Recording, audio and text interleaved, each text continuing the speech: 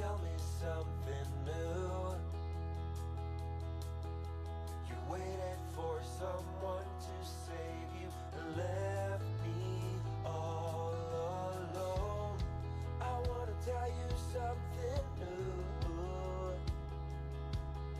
You drove us both into a wall, but the only hurt was me.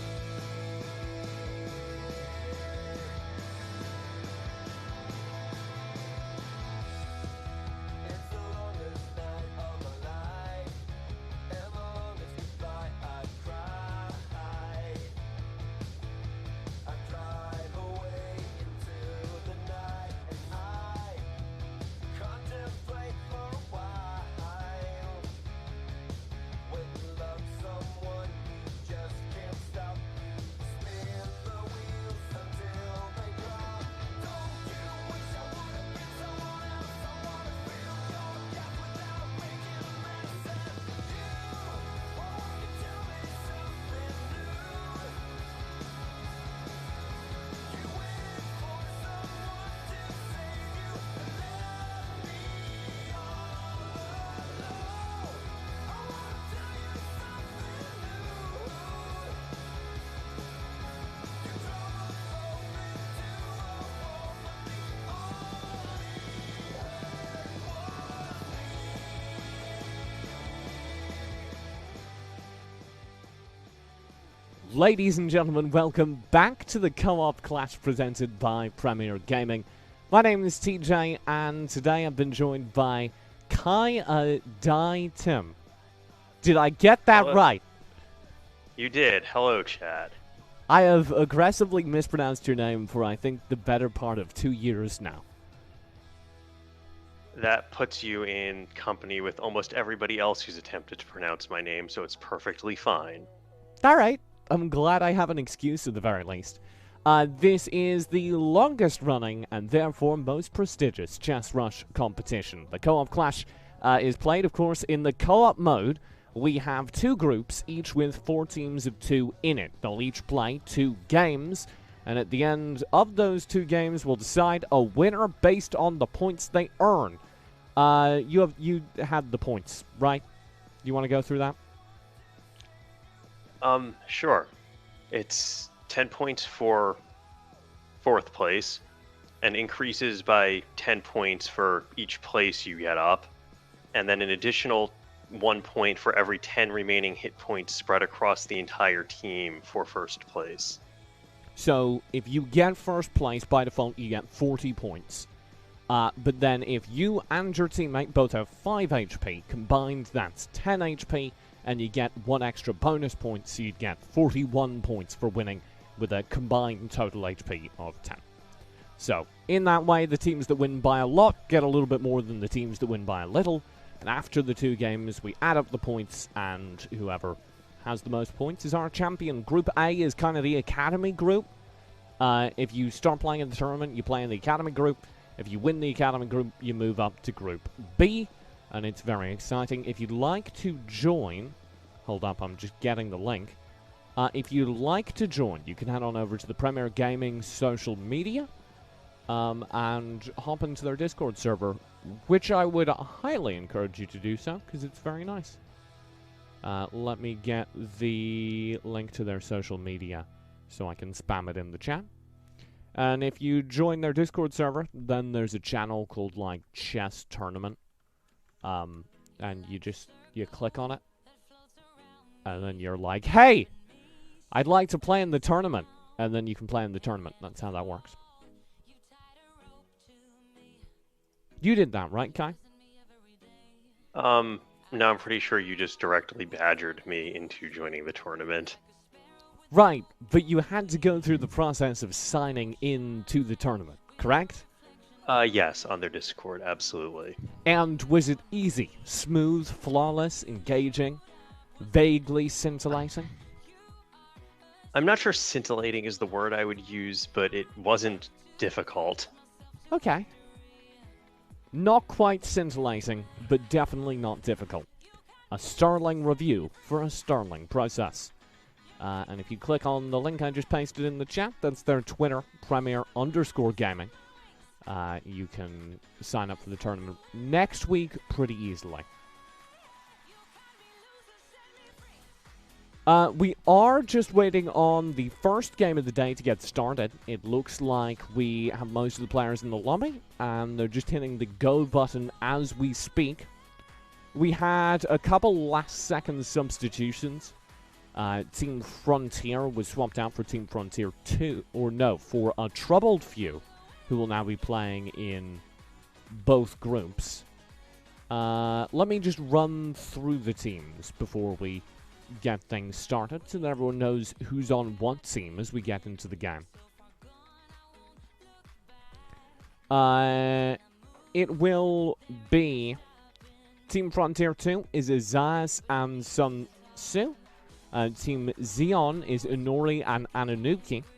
Team Mithy is Mithy 1v9 and Kabalki, I think is how I'm saying that. It may just be Balki.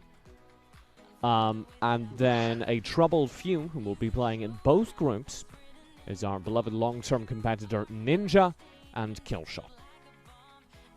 And I believe Ninja and Killshot have played, I think even as a team, in every single Chess Rush co-op clash ever. So they're the long-term veterans.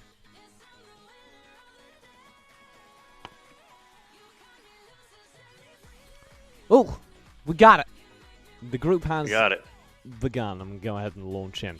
I'm a little bit worried about today because we had so many spectator crashes a few weeks ago. We got through last week without any crashes on the stream, but other people around it had like crashes. So who knows? This could either be really solid or break every 5 seconds. We'll find out.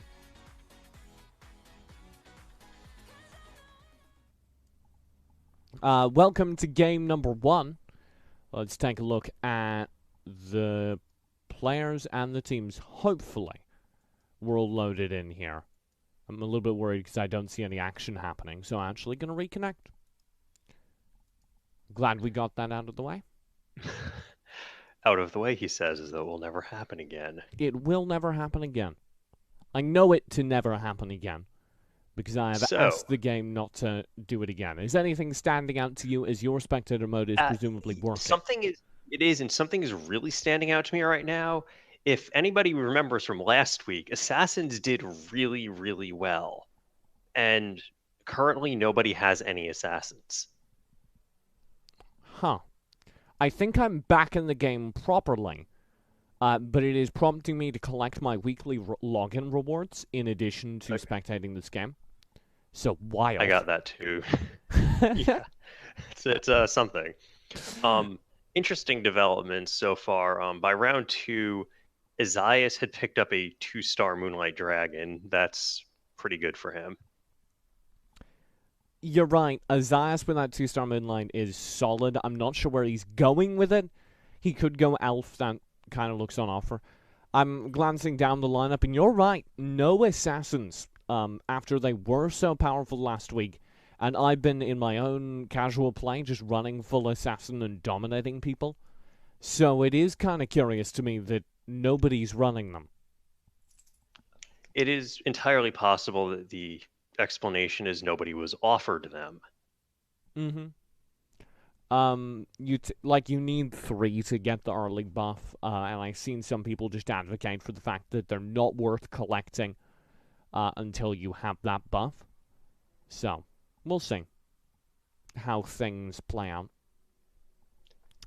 I'm keeping an eye on Inori's board right now. He just beat Azaz despite that 2-star Moonlit Dragon.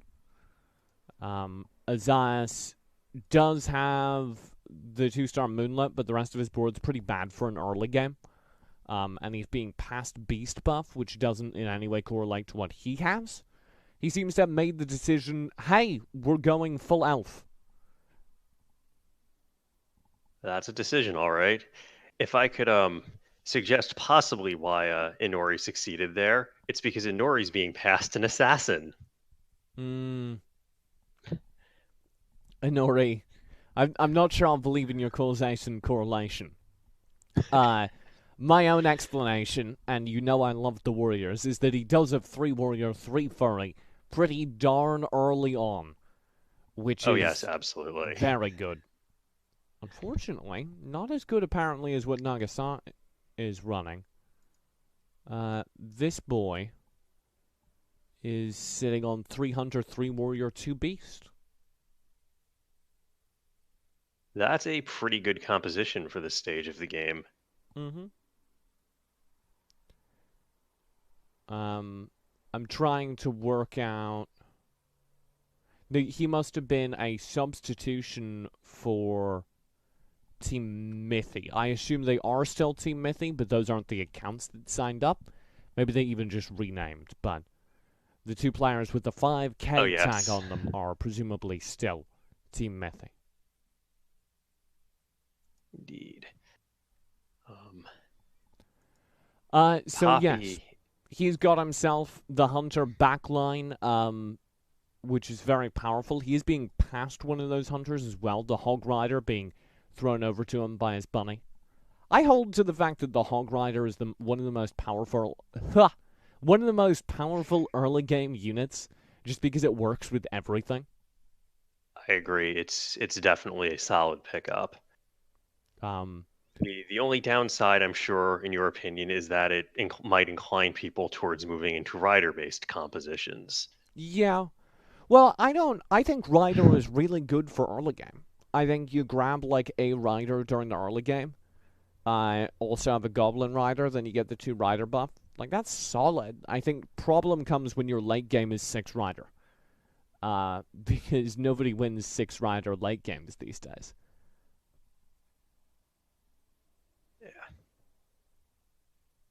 No, well, I mean, nothing, I think, beats 6, probably. Well, okay, so 6 Assassin was nerfed slightly. Possibly things beat 6 Assassin now.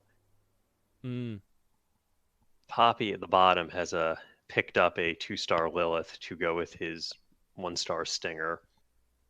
So he's maybe going to move into Assassins. So I've been really enjoying the Assassins, even despite the nerf. But it may be just because they are such an all-or-nothing composition. Nobody wants to run them for fear of the nerf being a nothing. So I'm going to be curious to see if that holds over the course of the 4 games tonight. Because it may well be that people are just a little skittish and they'll remember pretty soon. Yeah, especially if somebody comes from behind and builds an assassin composition and destroys everybody. So, the only assassins on the board are the Lilith we just watched. And I believe there's a Stinger somewhere. I'm looking for Human Sorcerer as a late game. The way to get there is, I personally think it's one of the most powerful comps in the game. The way to get there is typically through Warrior, because Sorcerers suck early game. So you go through Warrior to Sorcerer, absolutely. Warrior to Human Sorcerer. So you can see a lot of people kind of indicating towards it. In fact, the entire top half of our board is Warrior comps right now. Yeah, that's Inori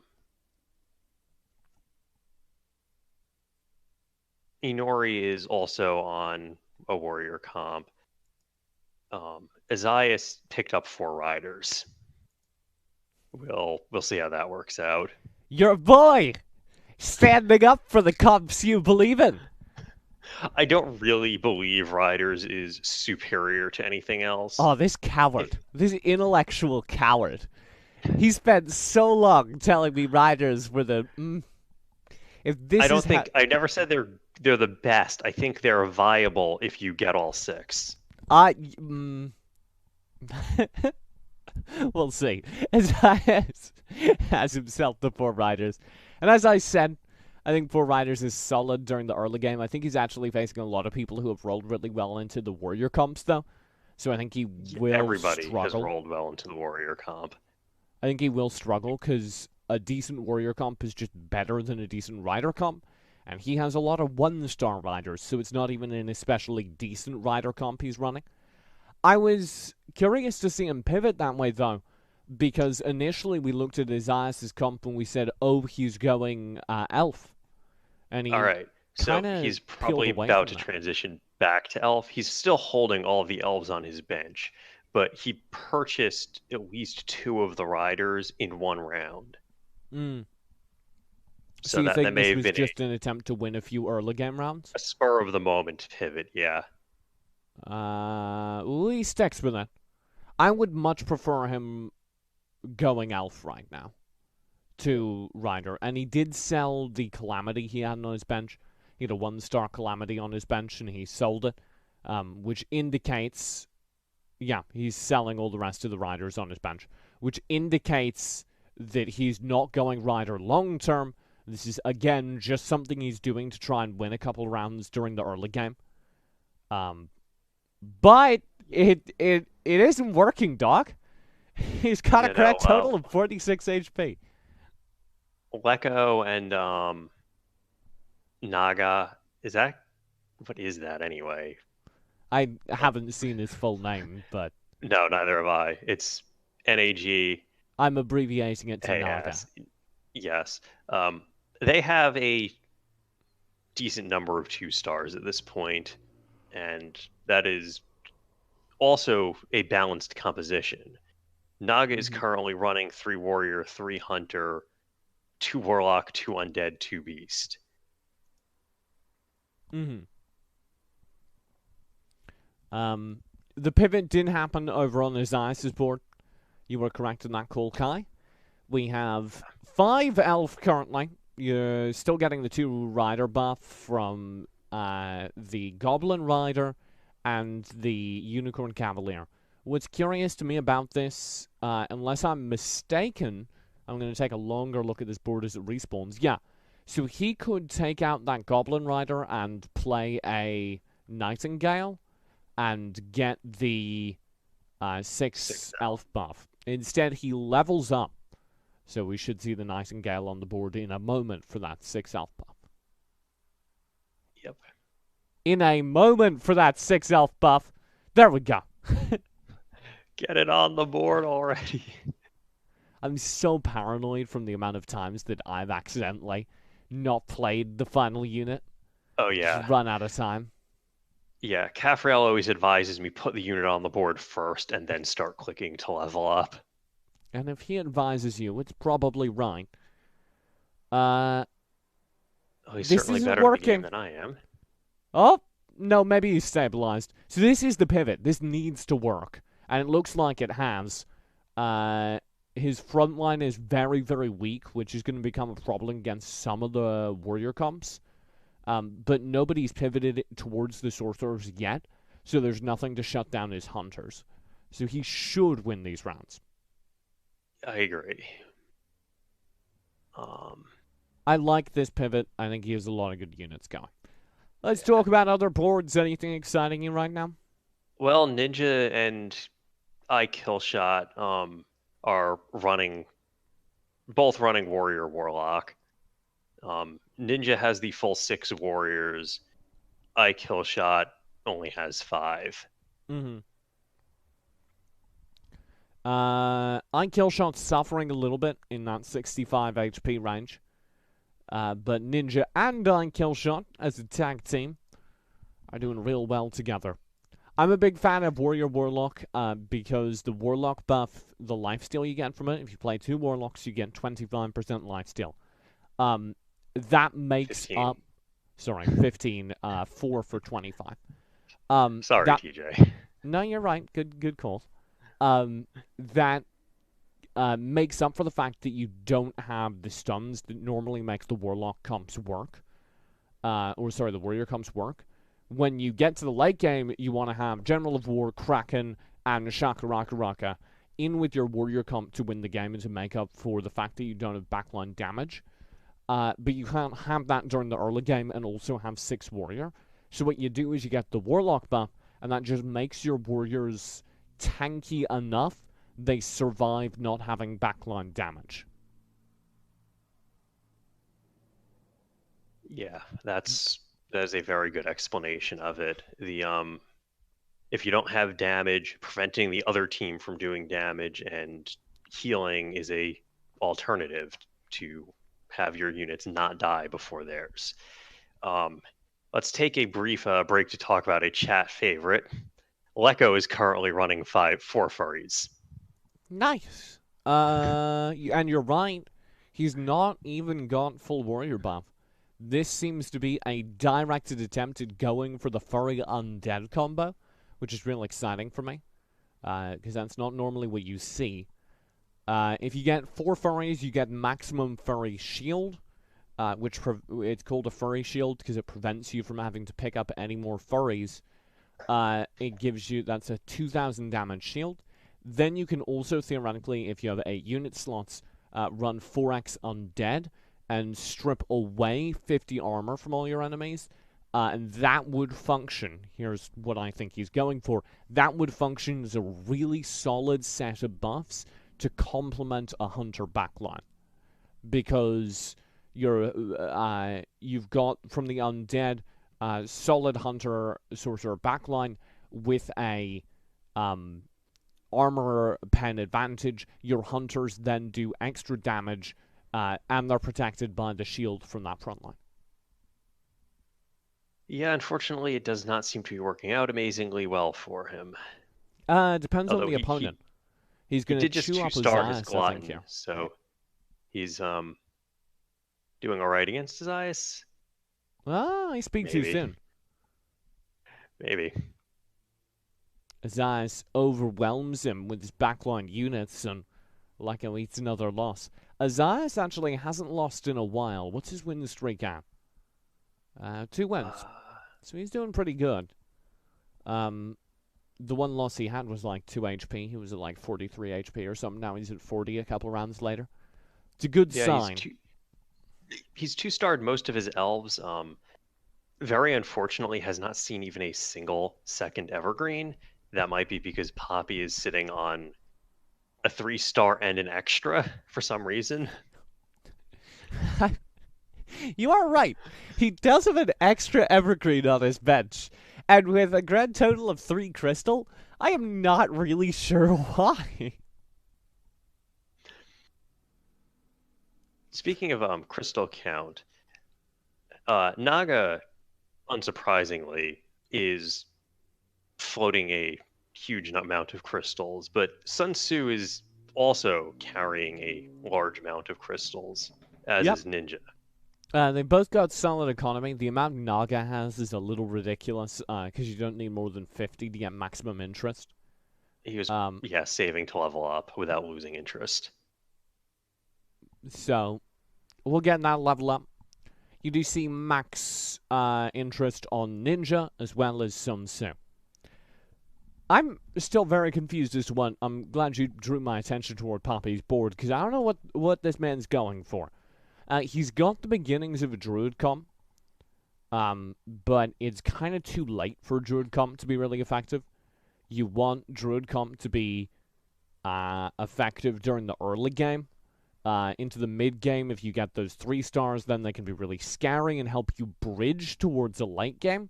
But he doesn't have anything to bridge towards, and he hasn't executed on that mid-game. So, things look dire. The late game transition from druids, I think, is usually beasts. But what Poppy is sitting on is elves and an extra assassin, which looks like and the spare evergreen. And a spare evergreen, but it looks looks like he's the goldfish really cracker that slides down the back of the couch, and then a week later, when you're hungry, you find the goldfish cracker. He's saving it for later. It looks like he's just holding out for the blade dancer, sword dancer, the epic elf assassin. You're right. He doesn't. Oh no, he could have 6 elf if he played the forest breath. If he played the Forest Breath, he'd have 6 elf, which I think would be a solid shout over where he's currently at. Yes, absolutely. He'd probably have to lose Undead buff for it, but I'd do that. I think the durability is worth it. As is Poppy, gonna be dealt another pretty dire blow here. 7 HP left.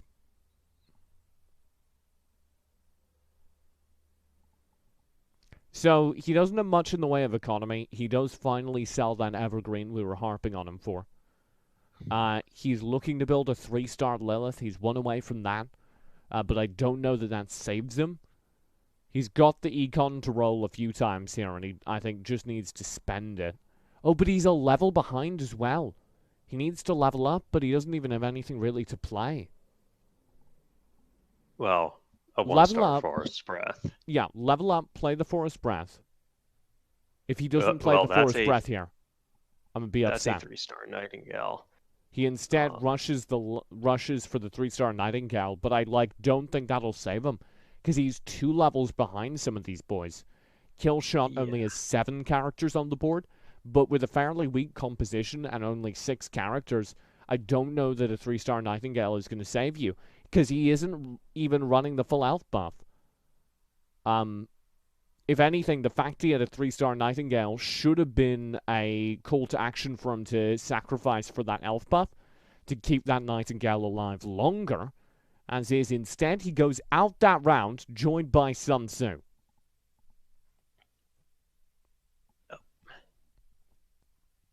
Let's take a quick look at what Poppy's teammate Inori is doing, which is Dying pretty quickly. not quite getting us up to 6 warrior, it looks like. Oh no! He's not been past that 3-star Nightingale either. Wasn't That's past rough. the 3-star anythings. Oh yeah, because being there was passed- the 3-star Evergreen as well.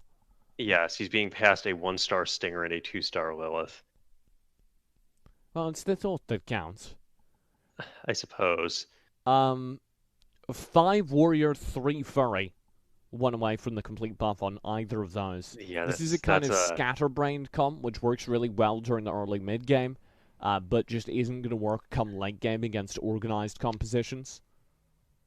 Agreed. And case in point, that's going to be his game, I think. Only 10 points for Inori's side. I believe that's Team Xenon, but let me check before I dock points. Yes, Well, it is Team Xenon.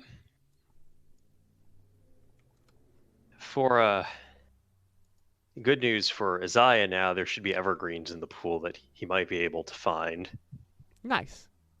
But Isaiah is in trouble. Him and Sun Tzu over on Team Frontier 2. He just sold the evergreen. Looks like he's looking for a Punisher transition. I don't like that. I think I believe more in Elf late game than I do in Punisher's late game. Because the damage that the Demon Punisher comp can get is kind of capped. Whereas, at least with Elf, you can build 6 Elf and then kind of pivot it into things.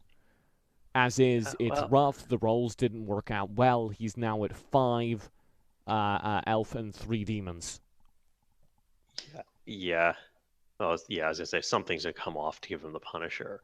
So Punisher Undead Warlock is not a bad position to be sitting at, but I guess when you're in this sort of position, you need to try something to make it work. Yeah, you definitely get just antsy come late game. You're like, oh my god, I just need to change some. What? Okay, what? I keep seeing this. Oh my god, I said I keep seeing this 3-star Wukong. The boy's running 2 Forbidden Tomes, 3 Spellbane Staffs. Gets silenced right off the bat, but still deals a devastating blow. Then will be Team Frontier 2 off the board in 2nd place with 20 points.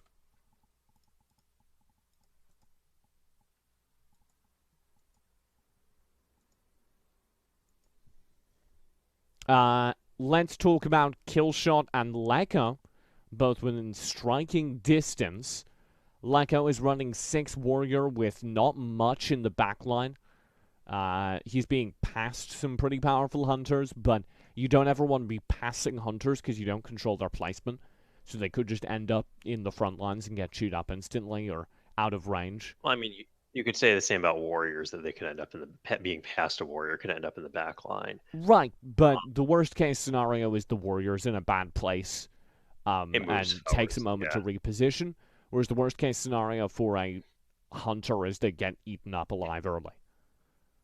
Yep. As Kill is, shot. that wasn't what happened, but it didn't matter. That will still be the game. Killshot, do you live? Yes, he does. Yeah. Killshot has a much better backline. Well, not really backline, but just support for his warrior composition of Beast, Warlock, Goblin, which is just going to keep his things alive longer. A troubled few, Killshot and Ninja, still have both players in this game. Team Mythy, just one player left. He does have perfect HP, though, and a damn good comp. Oh, that is a good comp. He's got the full 6 warrior and then everything you want behind it. 3 hunters benefiting from 4x undead. Double goblin buff further benefiting those hunters. This stalker drone must be doing so much damage. That stalker drone is silenced. It can't cast any spells. He has so many items on this famine. 4x Cryptblade. Did that just end the game? It did. Dominating both other boards. And there you go. Team Mythy ends 1 player, 100 HP. That's 10 bonus points on top of the 40, putting him at a grand total of 50 points out of game 1 from Team Mythy. A troubled few in second place get 30 points. That's so good. All right. I guess lessons to take from that game. We have exited, congratulations, the Assassin meta. Warrior meta is still going strong. It's a safe place to go. But if you don't get the characters you're looking for, you'll be in for a bad time. Is there any composition where you can just take whatever and not need specific characters to avoid a bad time? Well, Cyborg comp and like Assassin comp for a while were just like if you got the characters on the tin, you were good. Whereas I think you need to intelligently adapt. There's a lot. What I was trying to say is there are a lot of possible permutations to the warrior comp, right? You could end up a lot of different places with warrior. That wasn't the full stun warrior you normally see. No, that is a very brutal damage warrior composition. Mm-hmm. Yeah. All right, we got a quick break. We'll take 5. We'll come back in a moment with game number 2. Don't go far. When we return, a second chance for Team Mythy. They've got 50 points, but that does not put them quite out of striking range yet. It's a solid start. They've still got game 2 to win the group. Don't go far. And when I fall, you tied a rope to me. You're blessing me every day. I was down with an illusion, like a sparrow with broken wings. But now I shine with your reflection on me. I'm getting back up on my feet. That you showed up was written in my palm. You are a statement, explode like a bomb. I get to push myself to victory. You make me winner. You cut me loose and set me free. You make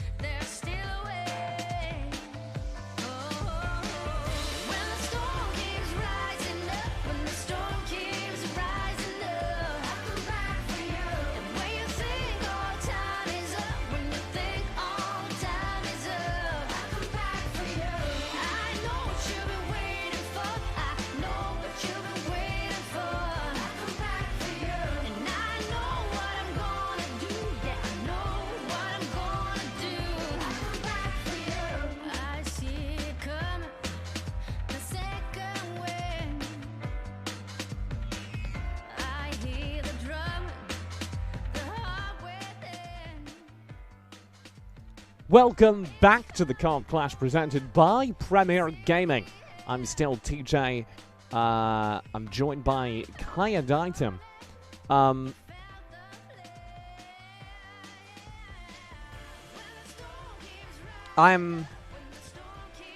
was gonna, like, get a greeting card for you, Kai, and then I realized that the real greeting card was the sound of the voices of the people we appreciate and care about.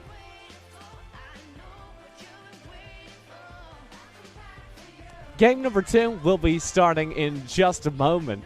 Mithy walked away with the victory in game 1. One player, 100 HP, 10 bonus points. That's the way it works. If you have HP left over after you win, you get 1 extra point for every 10 HP. We also have 40 points by default for winning, 30 for second place, 20 for third, and so forth, which is how we got to where we are now. There are 2 groups to play, and Group A has just 1 game left in it. I think that covers everything.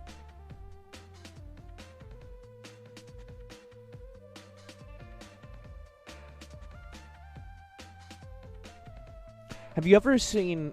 So you know the, like, oh, I opened the card and it plays Happy Birthday, right? You can do those, but you record audio too. That technology exists. Well, my writing is very, very messy, and my spoken English is exquisite. So the technology was for me. That's... Thanks. Whoa, I hit the wrong button and everything was a little bit too fancy, but we're into game number 2. I hit the motion transition button, but I don't have a motion transition animation keyed between those 2 scenes. So, like, things flew in and out and shrunk and grew and... it was great.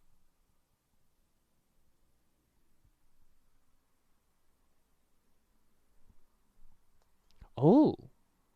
Or we could see Cyborg. I just want to live in a cyborg world.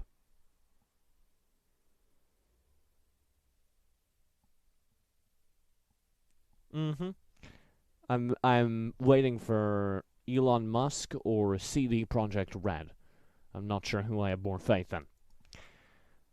Let's talk about the early comps. As you said, a little bit of Cyborg poked out of a couple of the players. Actually, it's kind of important how many players have looked at Cyborg early, because typically if you see this many players going for Cyborg, it's a sign that nobody is going to get to run Cyborg.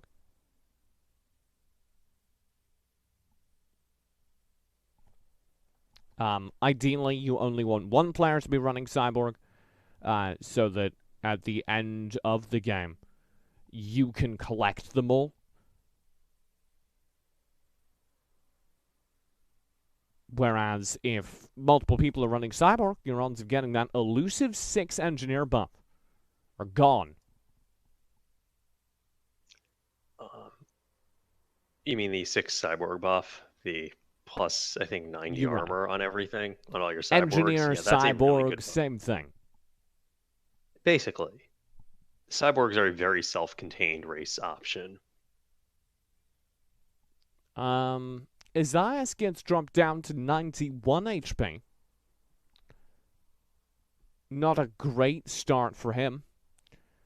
He didn't have much of a composition, but now he does. Whoa!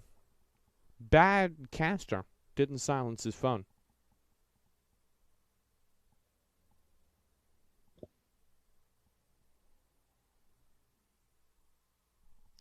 The early start here for Azaz is that Beast Warrior come. Killshot and Ninja, who both did pretty well last game but were dropped on the final round, are looking, teasing me with that Cyborg on iKillshot's board. We have Beast Warlock Warrior being run by Ninja. Oh, we saw how effective that was last game, so I don't blame them if they had the opportunity to go for it. Uh, I'm gonna throw down to Poppy because Poppy and Inori had such a rough time last game. Engineer, it looks like, from Poppy. Cyborg Engineer so far does it the three basic types, but if they don't get a Stalker drone and a Miss Supersonic, this literally isn't gonna work. Inori doesn't have too much of a directed focus yet. A little bit of Beast, a little bit of Warrior. Doesn't hurt. Could use a roll on some sort of Warlock, would really help. Poppy has picked up the Stalker drone, so that's something. Still needs the Miss Supersonic to make to make Cyborg work without picking up both of the legendaries for the engineer bonus. Mm-hmm. I just generally feel that the most important thing about cyborgs is getting a ton of 2 and 3 stars early. Absolutely. You need to, in order to make the cyborg comp work, you need to have 2 and 3 stars during the early game. And well, you're running 3 commons. What's because you don't? Let me elaborate. You don't draw those in the late game. You're never gonna see a ground smasher after round 8. So the first few rounds need to be you repeatedly re-rolling to get 2 and 3 star ground smashers started. Otherwise, you won't have them high enough level to work during the late game. And that's Ground why Smasher. Ground Smasher is the lone uncommon. It is the one you will see a little later in the game. Okay, Kai. But other than that, perfectly accurate. I didn't come here to be called out by you like this. You mean you didn't invite me to be called out? But it's just a benefit of having me here. I have anyway, an detail. He does get a two-star ground smasher. Yes. But this is why it's so important that you not have multiple people going cyborg during the early game, because he and Killshot are both re-rolling for the same pool of characters right now, which will of course limit both of their options or odds of getting him. Yeah, and Leko's sitting on a 2-star Miss Supersonic just to make things a little harder. You know, as this game kind of grows competitively, I am more and more convinced that we'll start to see that be very viable. Just, hey, I'm a run myself a 2-star blank just to break this other person's comp. Looks like Isaiah is eyeballing Punishers. Is he really? Did the Punishers... yes. Do the Punishers want to come to him? He has the Punishers. He just needs another demon. Another demon, yeah. You don't want the Scourge, typically, because it's gross and lame.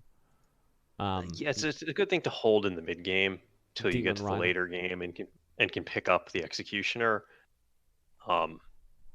But he absolutely, in my opinion, wants to see the Nether Prince, because getting Warlock going with Punishers is really good for all the same reasons it's good with Warriors. The reason I typically say things like the Warrior or the Demon Punisher comp doesn't work late game, it's actually very effective to compare them to Warriors.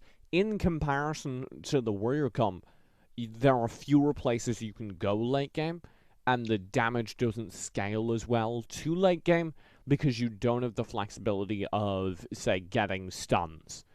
But it does work very, very, very well during the early game and the mid game, and Azaz did just get both the extra bonuses you wanted. Yeah, so in my opinion, the late game of Punishers, if you're going to make anything out of it, well, he doesn't have Warlocks, but yeah, if you're going to make anything out of it, is building a Warrior front line instead of a Rider front line. Mm-hmm. That gets you hopefully the General of War for some stuns, and then you can add in basically either more of the goblin beast undead type bonuses for more damage and more survival with the warlock bonuses, or you can just have that sort of sitting on your the side as a self-contained unit the same way running cyborgs is, and build something else next to it. Mm-hmm. Let's throw over to the winners of the last game.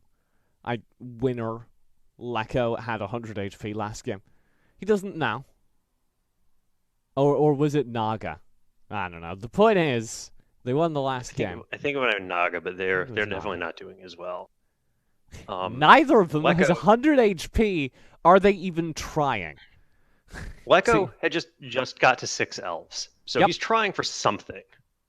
No, Team Mythi, I think, are actually looking really solid. You have the 6 elf over on Leko, and Naga is looking for Human Sorcerer, which I am on the record as saying I think is the strongest composition currently. I don't think it holds up against assassins, but other than that, it's probably pretty good. What? Assassin is really strong into Sorcerer Human, but if you get a solid Sorcerer Human thing going, you can burn up those assassins pretty quickly, because they're squishy boys. And the burst damage that finely tuned Sorcerer comp can do to some squishy boys is immense. So, Isaiah had a bad time. He came up against Leko, and one thing that Punisher does really badly against is elves. Mm-hmm. Also, he probably really needs a warlock instead of a Glutton. Oh, he's. I was thinking his teammate maybe should have been passing him the Goblin Warlock, which is sitting on his bench. Really? But no, he shouldn't be, because his teammate is passing him his 4th demon and a warrior, 2-star warrior. Sun Tzu is also running Punishers now. That's good, because that kind of synergy, if you're running a composition that is so defined by getting all of the characters, that kind of synergy is what keeps you alive. Right. The downside, of course, is that it swings really heavily on, can Isaiah see a 3rd Punisher or 3rd Devourer, and get that 2-starred, because otherwise they are both running a 1-star Devourer, which is not great. Nope, not at all. Here is the same team struggling again, though. Inori and Poppy for Team Xenon, sitting in last place. Inori sitting at 50 HP. Still a better performance than last game, but Ninja will hit him pretty hard, and things get worse.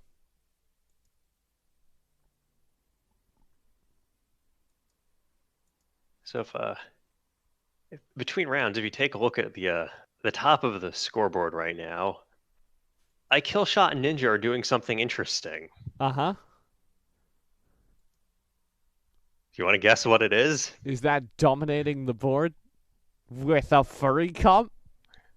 That is indeed what they are doing right now. She's gone 4 furry, 2 warlock, 3 warrior.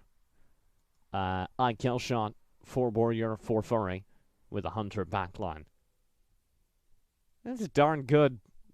They got the 2 and 3 stars to make it happen.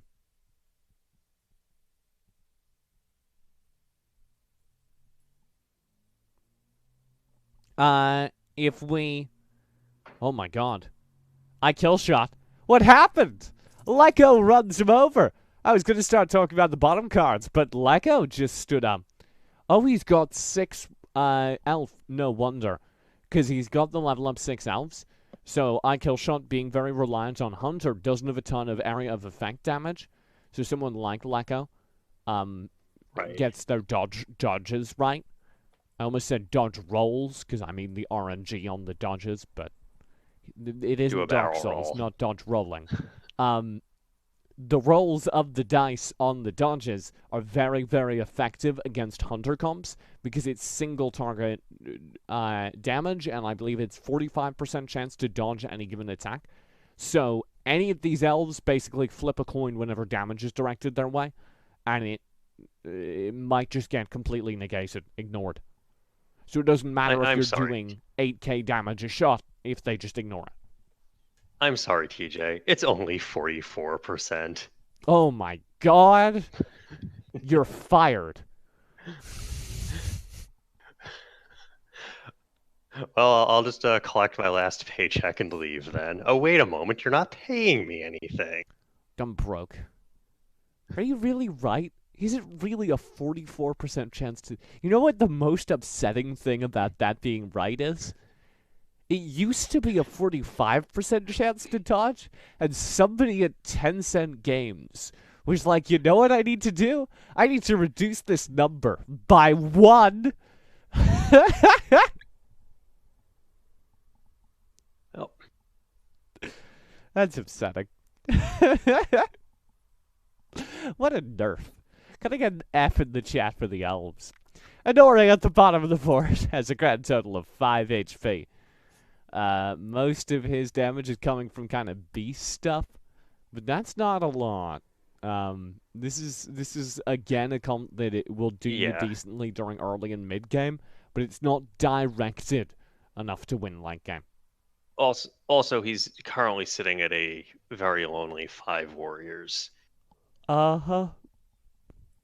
Wait, And there is a world he could play of the difference. Wukong. You could have He has 6 warrior if you played the Wukong instead of like a 1-star Marsh Lord or something. Or he could play the Executioner he just picked up, but he picked He it did up have too an late. Executioner on the board. He did. Okay. Doesn't matter though, because he's gone. Goodbye, Anori. Yeah, those that Punisher comp is coming together pretty well. Poppy is also in the danger zone. He's got a little bit of the Cyborg thing going, but as I said, he kind of didn't commit hard enough to Cyborg during the early game. So he's been left in like this really, truly strange hybrid situation. His composition is in and of itself kind of a cyborg. Part machine, part goblin. And it's not gone well.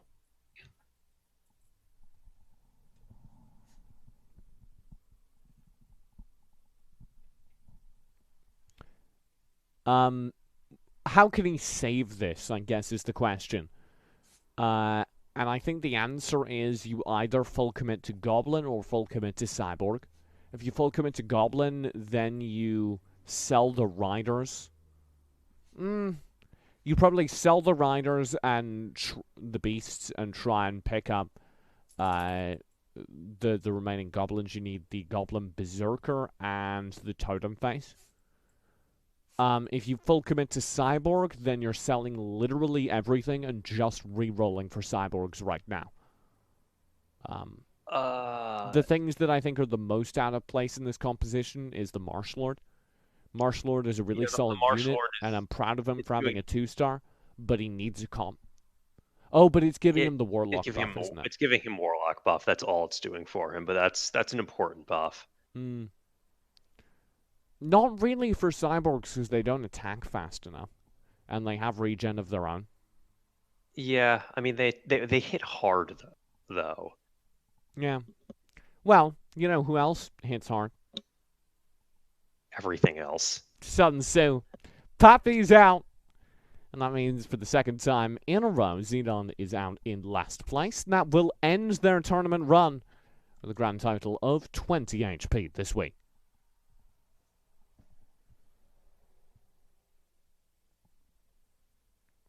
Oh.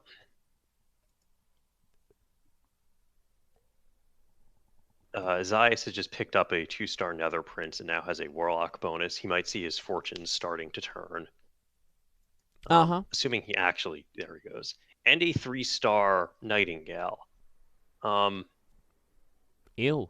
I wonder if what he's sending his partner changes here. No, probably not. Yeah, his buddy needs those units. So this is good then. And he's in the good situation I like being in.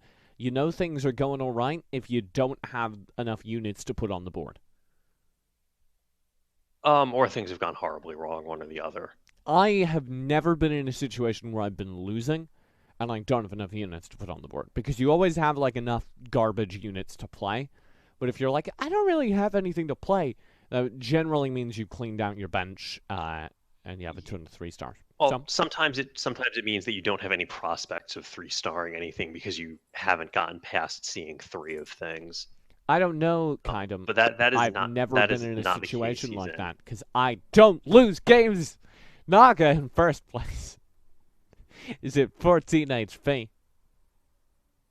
How's that going for him? Naga, Human Sorcerer. Naga is not making that human sorcerer transition successfully. No, and this is the problem with Human Sorcerer. If he doesn't roll a General of War and a Dragoon, he is in for a bad time. Right. I mean, I'd also be okay with a Templar Knight instead of a Dragoon. Yeah, but the Dragoon's the hard one to get, which is why I Right. bring it up. But the General of War is... running human sorcerer, you need the General of War, you need Lightbringer. There's no two ways around it. Goodbye, Lightbringer. Goodbye, Naga. That's a bad sign for the champions of the previous game. Have we picked up Naga's full name yet? You know what?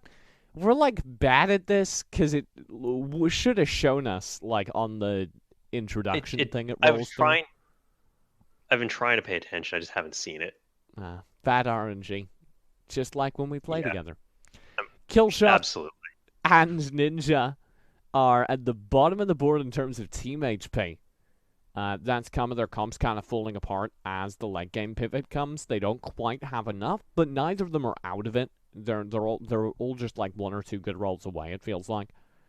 Ninja is comfortably sitting at 4 warlocks. That yes, is but look at definitely Killshot. something. Killshot's too scatterbrained. He was trying to go Cyborgan early, if you remember, and it didn't pan out. He's kind of got Furry Warrior happening, but that's not a late game comp. No. So he needs to sell those furries. He needs to sell those furries and invest in other more durable warriors. Or re-roll a ton and level up those furries, I guess. Right. Sun Tzu is a very full bench. Does he really? I'll just move on. I'll just move on from there. Azaius has nothing on his bench. What a comparison. The Marie Kondo Yes. strategy versus the House Hoarder strategy. Now, Fun Lecco, television shows you can view on Netflix. Lecco is happily sitting on 6 elves, which I think makes him comfortable against the Punisher comp being run by Azaius and Sun Tzu. But Mm-hmm. and I guess also comfortable against the 4 warlock of Ninja. He needs to make sure that his late game pivot is good. Right. But as you say, there isn't strong late game in this game, except for maybe Ninja and Killshot if they survive. Killshot just got human, General of War. So that will help. Those are kind of the stuns I think he needs in order to have a little bit more durability for what is a solid backline. He's got Goblin, Berserker, and Stalker Drone back there, 2 of the strongest backline units in the game. But you can see his front line's just not lasting long enough. So Berserker's having a few actually more stuns is... really durable. Yeah. Yeah, having a few more stuns is pretty important.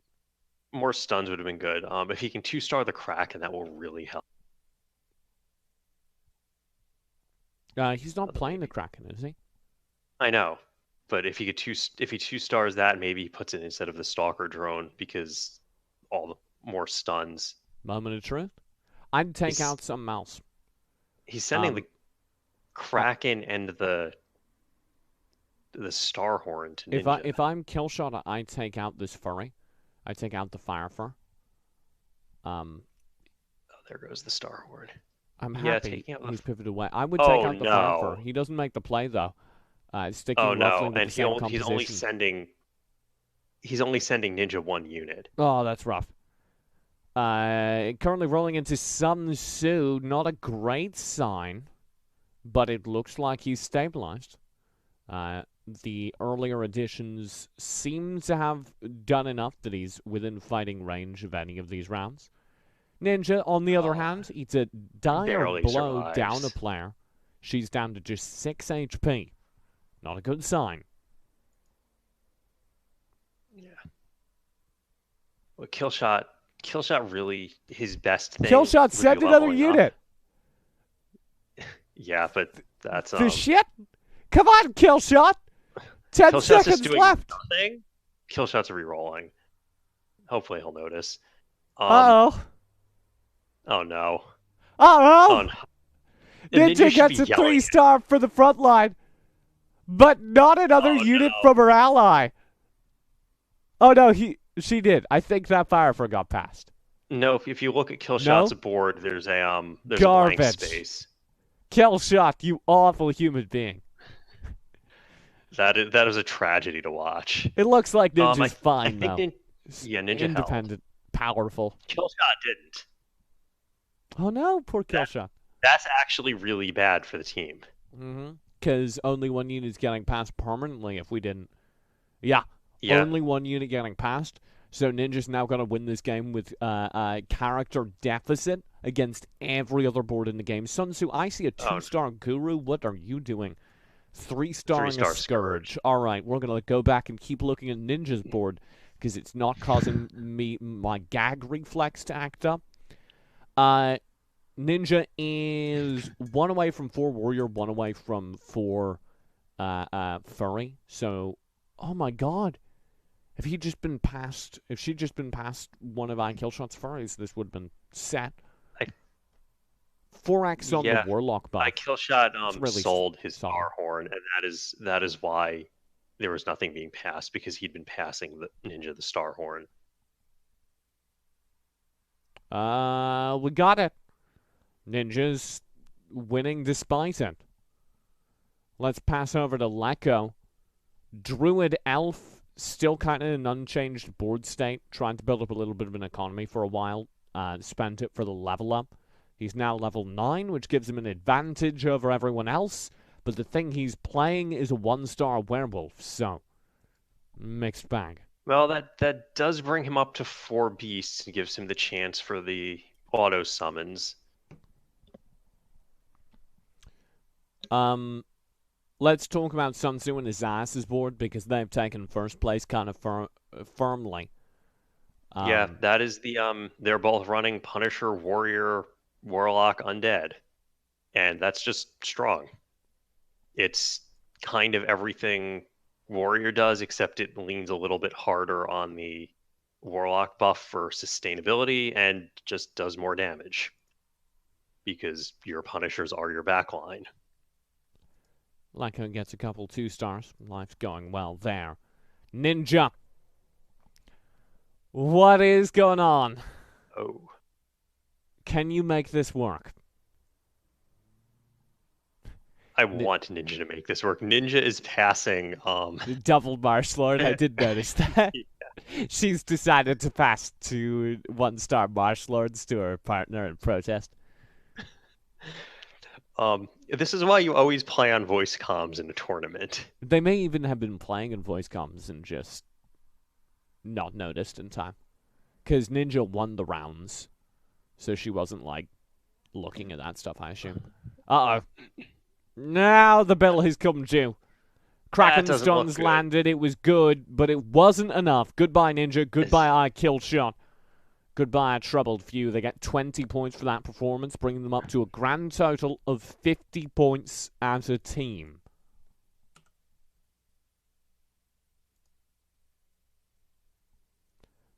Frontier 2 still in this game as Azaz and Sun Tzu. Team Mythi still in this game as Lekko. Azaz and Sun Tzu, should they take first place? Can they win? Do the math for me so I don't embarrass myself. Which team are they? Team Frontier 2. I don't think so. I don't think they have enough remaining HP. They're only getting at best 2 bonus points. If Lekko had died earlier, it would have been possible, but Lekko is at worst taking second place. No. So what we have here now is just Punishers versus Elves, and that's just going to go how it's going to go. The elves get good dodges. The Punishers do less damage as a result. Yep. Give me that 3-star Scourge. Woo! 1v3. Almost. Oh, Leko takes a loss. Who was that against? Sun Tzu. All right, Leko. Sun Tzu and his eyes both survive. That is a 3-star Devour. I have not seen those very often. Being passed between them as well. Well, yes, because it's the key component of the Punisher composition. This is Leko currently. Grand total of 14 HP. Beast comp stays in. Blade Dancer Everybody active. is dangerously close to dying here. I don't agree with the move they just made. They just took out a 2-star Unicorn Cavalier in order to get the Blade Dancer in. Valid, but take out that 1-star Werewolf. It's not getting you anything. You saw how quickly it just died. It doesn't have the dodge bonus. He should have been playing the Unicorn Cavalier. You can see how quickly his comp just folded. That is big damage and a big loss at the end. Leko's out. That's 1 bonus point with the win for Team Frontier 2. They get 40 points, 61 points in total. I have to watch this on the replay. Well, Leko was out before Sun Tzu died, so maybe they get the bonus points. It doesn't matter, I believe. It's what they end with. Okay. But I could be wrong. My understanding, as I've always it's enforced either it, 1 or is 2 what they bonus end. points, and that will not change the this overall standings whatsoever. 30 points to Team Methy. 5, 6, 7, 8. I'm not getting myself in trouble this week. That leaves our current standings as follows. Team Methy win the group. Congratulations. The grand total of... Oh, hold up. Let me fly it out. The grand total of 80 points. Frontier 2 with 61 climb up to second. Troubled Few end with 50 points, and Xenon have just 20.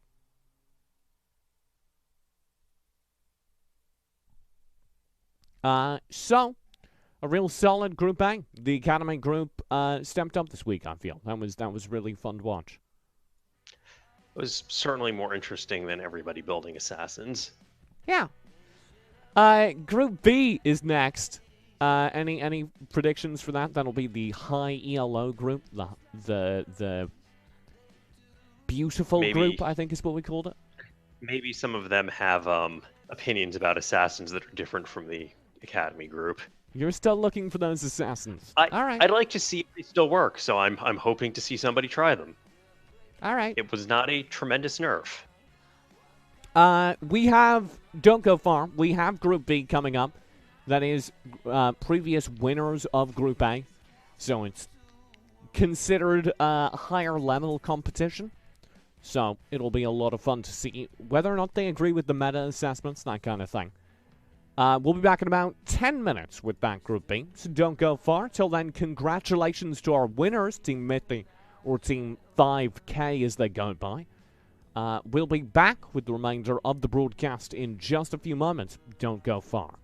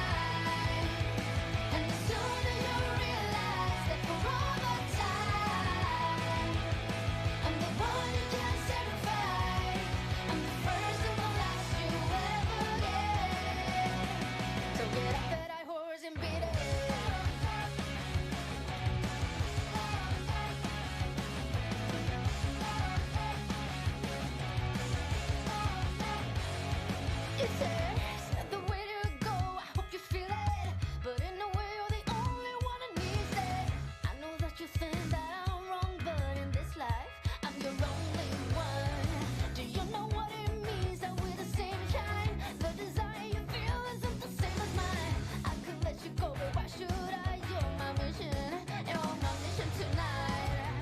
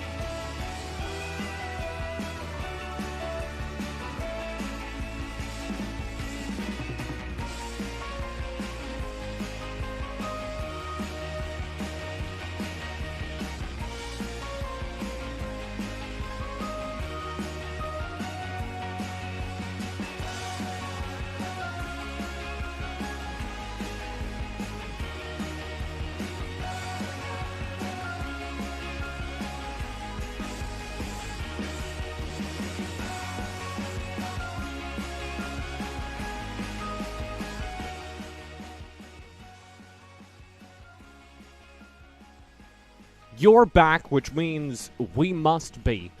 It is group number 2, letter B of the Call Clash presented by Premier Gaming. Here are the teams. My name's TJ, joined by Kyadytim. How are you doing? I'm doing well. How are you doing? All right. You know, on one hand, I'm like in a garage in California and it's really hot and I just kind of ate some food, but I'm still a little bit hungry. And on the other hand, I've got a great game of Chess Rush ahead of me. Let me run down the teams. Chaotic Max will be Chaos Seraph and Maxine. Dark Warriors will be Warrior and Dark Magician. Spooby's Kruby will be Spooby and Jabberwocky. And Team Combo Stealer will be Lena and Exash. You know, that was really thematically nice until you hit Spooby's Kruby, and the second player was not Kruby. Yeah, but it was going to be like Spooby's Crew, and then he realized that Spooby's Kruby like sounded better, I assume. Oh yes, it rhymes. So like, sure. And I believe Java and Spooby are both kings, so this is a stacked lobby. I think all of these players are really highly ranked. Which is good, because this is Group B. This lobby is supposed to be stacked, but I think this might be the most stacked lobby we've ever had. So, very excited about that.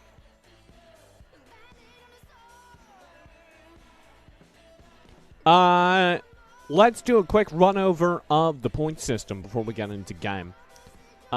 Very simple the way it works. You get first place, you get 40 points, 30 points for second, 20 for third, and 10 for last place.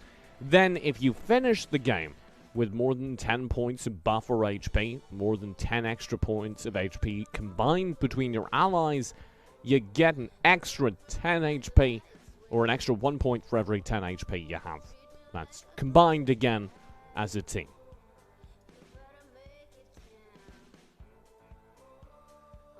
Boom! I hit the right transition this time. Welcome to game number 1 of Group B.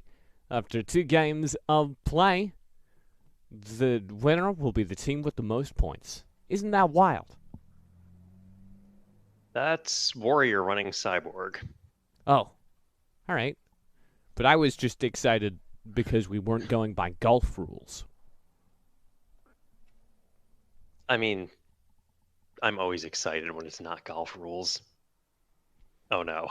I'm a big fan of disc golf.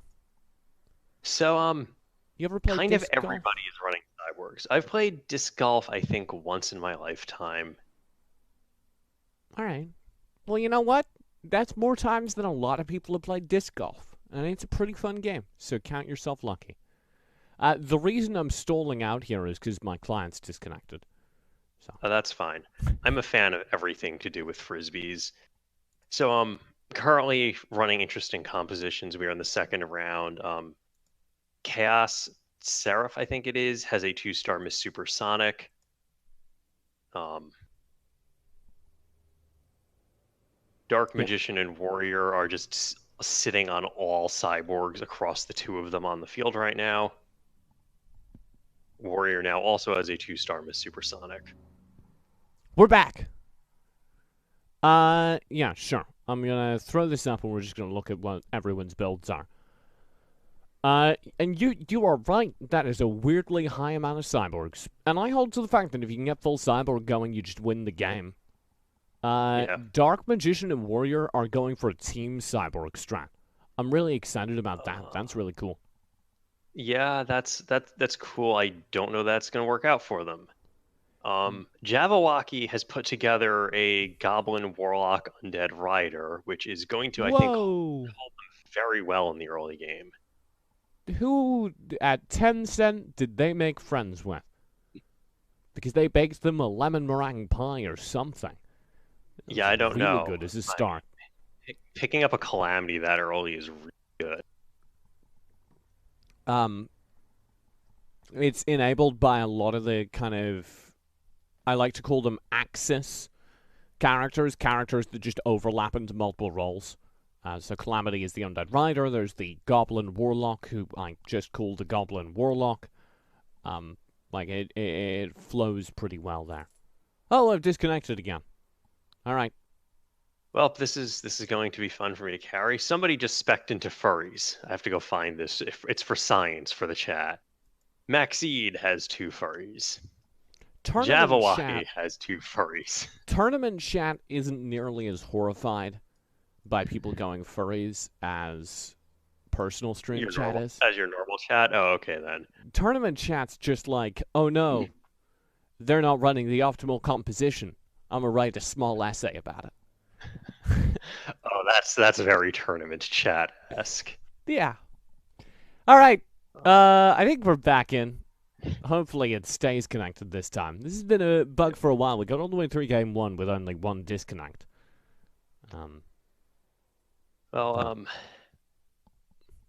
Dark Magician and Warrior are making that Team Cyborg work. They have the 3 common cyborgs all 2-starred already. Mm-hmm.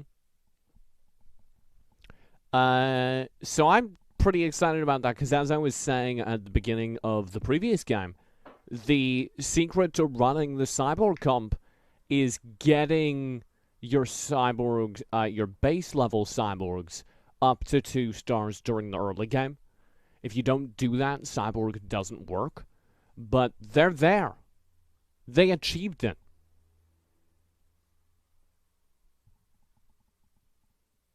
And sadly for me, because I really wanted to see people try it. Oh, wait. Warrior has 3 assassins to go with his 3 cyborgs. Somebody is running assassin. And Warrior was saying in the chat prior to this game that they believed that partial assassin comps, assassin split comps, were very viable. You mean 3 assassin? Yeah, I agree, because assassin, since the buff, it's good against all of the other bats. And having a strong assassin group in your back makes your opponent's backline a lot less relevant. Spooby, top of the leaderboard, sitting with Ryder, and not really a firm direction otherwise. Ryder, I've expressed many times on this cast. Love it during the early game, real solid. I worry about it late game. What's especially worrying to me here for Spooby is he does have that Ryder for a solid early game, but his late game options right now are maybe Hunter you could pivot to, and Cyborg. And he can't really do Cyborg because there's already a lot of people going Cyborg, so he's just not going to get the rolls. And Hunter doesn't carry a comp by itself. Maybe we see a Hunter Rider for the first time in like 4 decades, but there's a reason that fell out of meta. Yeah. Jabberwocky is also running Rider with what's probably a better support of Warlock, Goblin, and Undead. Right. Spooby can build now. Like, he has Undead, he has Hunter. So, we're going to see that Hunter comp probably from both of them. But I generally feel that Rider doesn't work late game at high level play. Especially in co-op. So, maybe this will be the time that I'm proven wrong. But I rarely am. I think the only way it works is if it picks up the Oceanborn Hunters and gets both the Oceanborn buff and those sweet, sweet AoE stuns. But even then, I've had this argument with you before, even then, you run full CC Rider, you lose, I think, to someone who's running full CC Warrior late game. We'll see if they're able to make it work. Keep an eye on it. Probably right, because Warriors there's so many Warriors now that you can ditch all of the common Warriors and get better, higher rarity Warriors. We'll keep an eye on it. They're doing well for now. So, my criticism is perhaps unwarranted. Dark Magician, appropriate to the name, Looks like Cyborg Sorcerer or some shenanigans happening right now. Well, looks like he's just building Sorcerer and getting past some cyborgs, and we'll see how that goes for him. It seems to be working out pretty well somehow. I'm gonna be honest, I've always wanted to utter the phrase Cyborg Sorcerer. I tried to name my metal band Cyborg Sorcerer, but we didn't get off the ground. That does not look like it's working out well for him. Neither did the composition. No. Oh no. So Warrior is up to 4 assassins. Maybe he's going full assassin. yeah, I feel like both of these boys kind of need to keep the cyborgs around. And Dark Magician's problem is that he doesn't have the right cyborgs. The cyborgs you want to keep around if you're trying to do something else in addition to the cyborgs are typically the frontline cyborgs. Neither of them are Grand Smasher. They have Does 1 2-star Steel Fist being passed between them. Good question. One person has 2. Okay, there's 3 Ground Smashers out. Lena is sitting on 1 on his bench, her bench, and Jabberwocky is sitting on 2 on his bench. Let's take a tour down low HP lane after this round. That's going to start with Chaos Seraph, probably. Kind of take a look at the players that are struggling. Chaos Seraph wins that round. You take that back. 2 characters survive. Their composition seems to be leaning human, which I'm excited about. They had a couple riders during the early game, but they're pivoting that away to Warrior Sorcerer, which I'm a big fan of.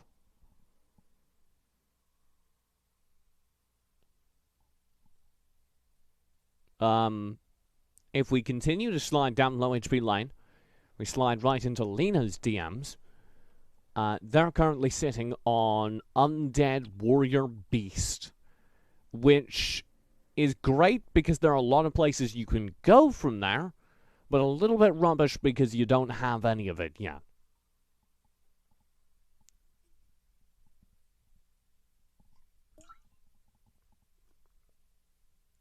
And not having a firm direction in any of those is going to hurt them come late game. Yeah, they're well, they've just dropped a warrior for a while, so that should help them a bit. Yep. Fan of abandoning one of those. Actually, looks like multiple. The beasts get dropped away too. We have Warlock coming in. Actually, the entire Warlock buff is getting passed by Exesh. Beast comp is at 2, and it looks like we're seeing kind of Warrior Undead as a goal for Lita. I'm actually pretty worried about this because they don't have enough cash. They don't have a lot of 2-stars in the right places, and they don't have a lot of cash to burn. So I'm a little bit worried for Lena here. I think this may be an early exit if they're not able to pull around something together. things. Yeah. I don't know what you'd go for. Because I'm generally pretty much not a fan of hunters these days. I guess warrior. I guess you just get your warriors going and this seems to be working out barely. Yeah, but I'm not entirely sure why, which is not a great sign for them. I think it's just their warriors. I think they just got to double down on getting their warriors up. Yeah. Again, with hunter, like some hunters are all right, but if you want to make hunters work, I think it's generally you need the ocean-born hunters, or they just don't hold up in the late game. You know what that is? A 3-star cyborg assassin. Well, when nobody else is fielding it, it's moderately easy to get it. That's crazy. So hey, let's take a That glance. is going to play havoc. Yeah, with let's take a glance else's at that ability. backline. Once again, it was tweaked fairly recently. The Energy Blade now does double damage to anyone a level below it, which you might have noticed is literally everyone right now, which means that Cyborg Assassin is wiping backlines by itself.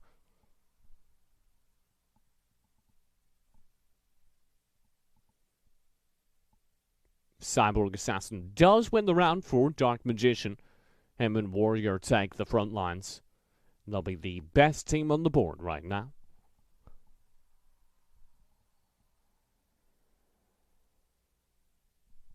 So, I know you don't always like talking about what the players on top are doing, but do you think that maybe that Lilith isn't the best thing for Warrior to be keeping around right now?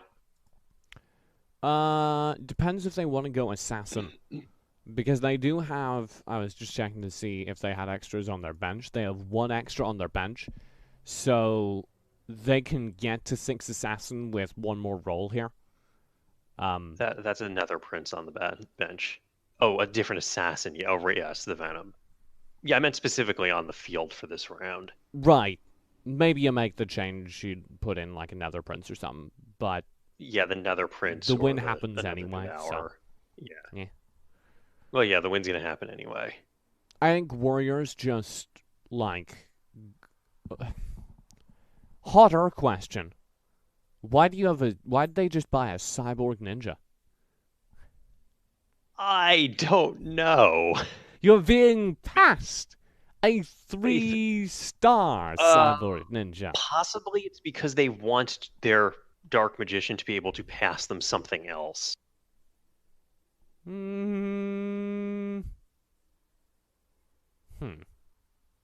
Speaking of Dark Magician might be attempting to transition towards humans here.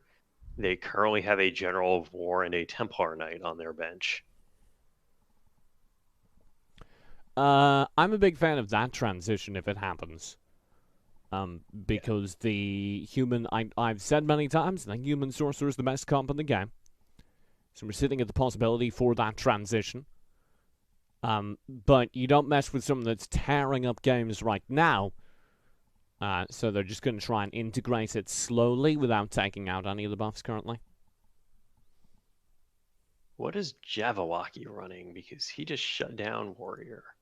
Wait, Warrior just switched into this round into 4 Punisher, 4 Assassin, and I don't know if that worked out for him. What a pivot. Where's that even coming from? Okay, because he's being past the Nether Prince. The Nether Prince. And why Dark would you Magician do that just... pivot late game? Oh no, okay. Just to say, somebody just Dark Magician just sold something, and they weren't passing units between each other fully, and I didn't want to see that happening again. Oh yeah, so Dark Magician is going Human Sorcerer. Yeah. Warrior has elected to go Punisher Assassin. Punisher Assassin, the no front line all. I mean, I'll believe. Because the number one thing that you want for an assassin comp is basically someone to draw the focus for the first few seconds of the round. Right. So maybe you have a sacrificial Nether Prince. Who cares? It's what Nether Princes are for. There are always more Nether Princes. They do actually have... no, they don't have another Warlock. If they could get another Warlock, 2 Warlocks in, I think that would really help them out. Yeah, what do they take out for it, though? Nothing right now. I guess maybe you can make an argument to take out one of the, like... You could take out the Stinger or the Horned Menace, but I think those are really good. Right, they're 2 stars, so not right now. On the bottom end of the board, Lena has put together a 6 warrior composition to go with their Warlock, Goblin, Undead, Beast. They have all of the support buffs. Unfortunately, it's not really working out for them. I don't think they had enough. I don't think they had enough upgraded units to make it work. They died with 4 1-stars on the field. Yeah.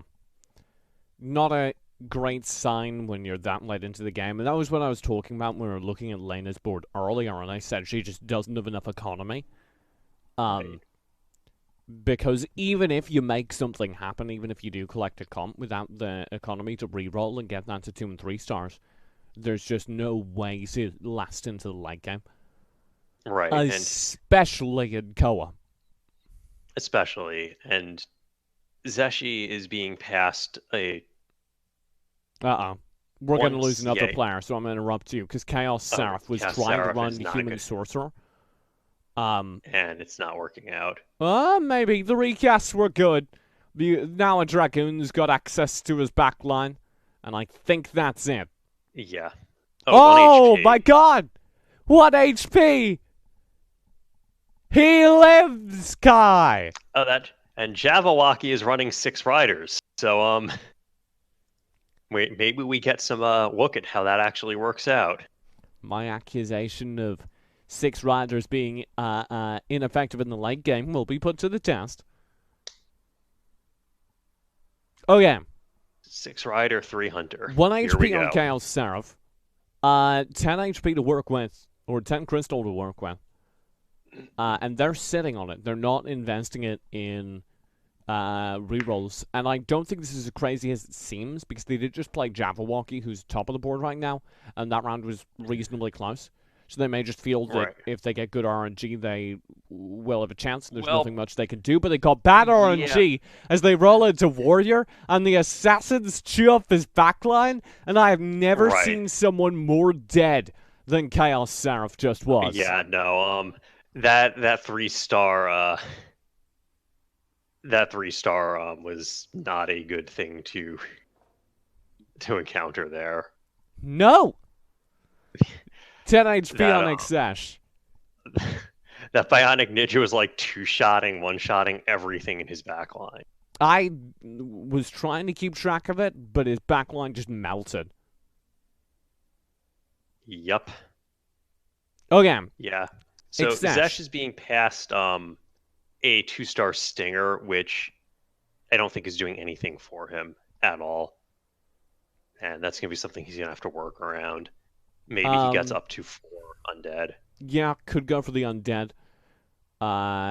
Does have the undead buff kind of going here, but most of this is resting on full warrior.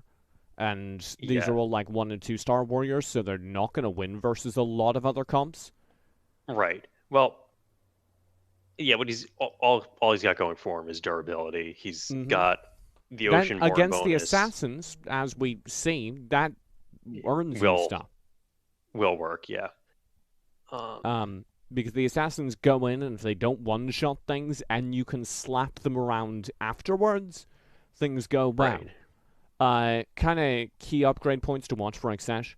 If he can get a 3-star on, or a 2-star rather, on either his Kraken or his Executioner, I might believe that he has staying power here, because he's 1 away from both. His problem, though, is again the economy. Right, he's run out of economy. So he can't reroll if he's not miraculously able to start building his econ back up. He just cannot reroll.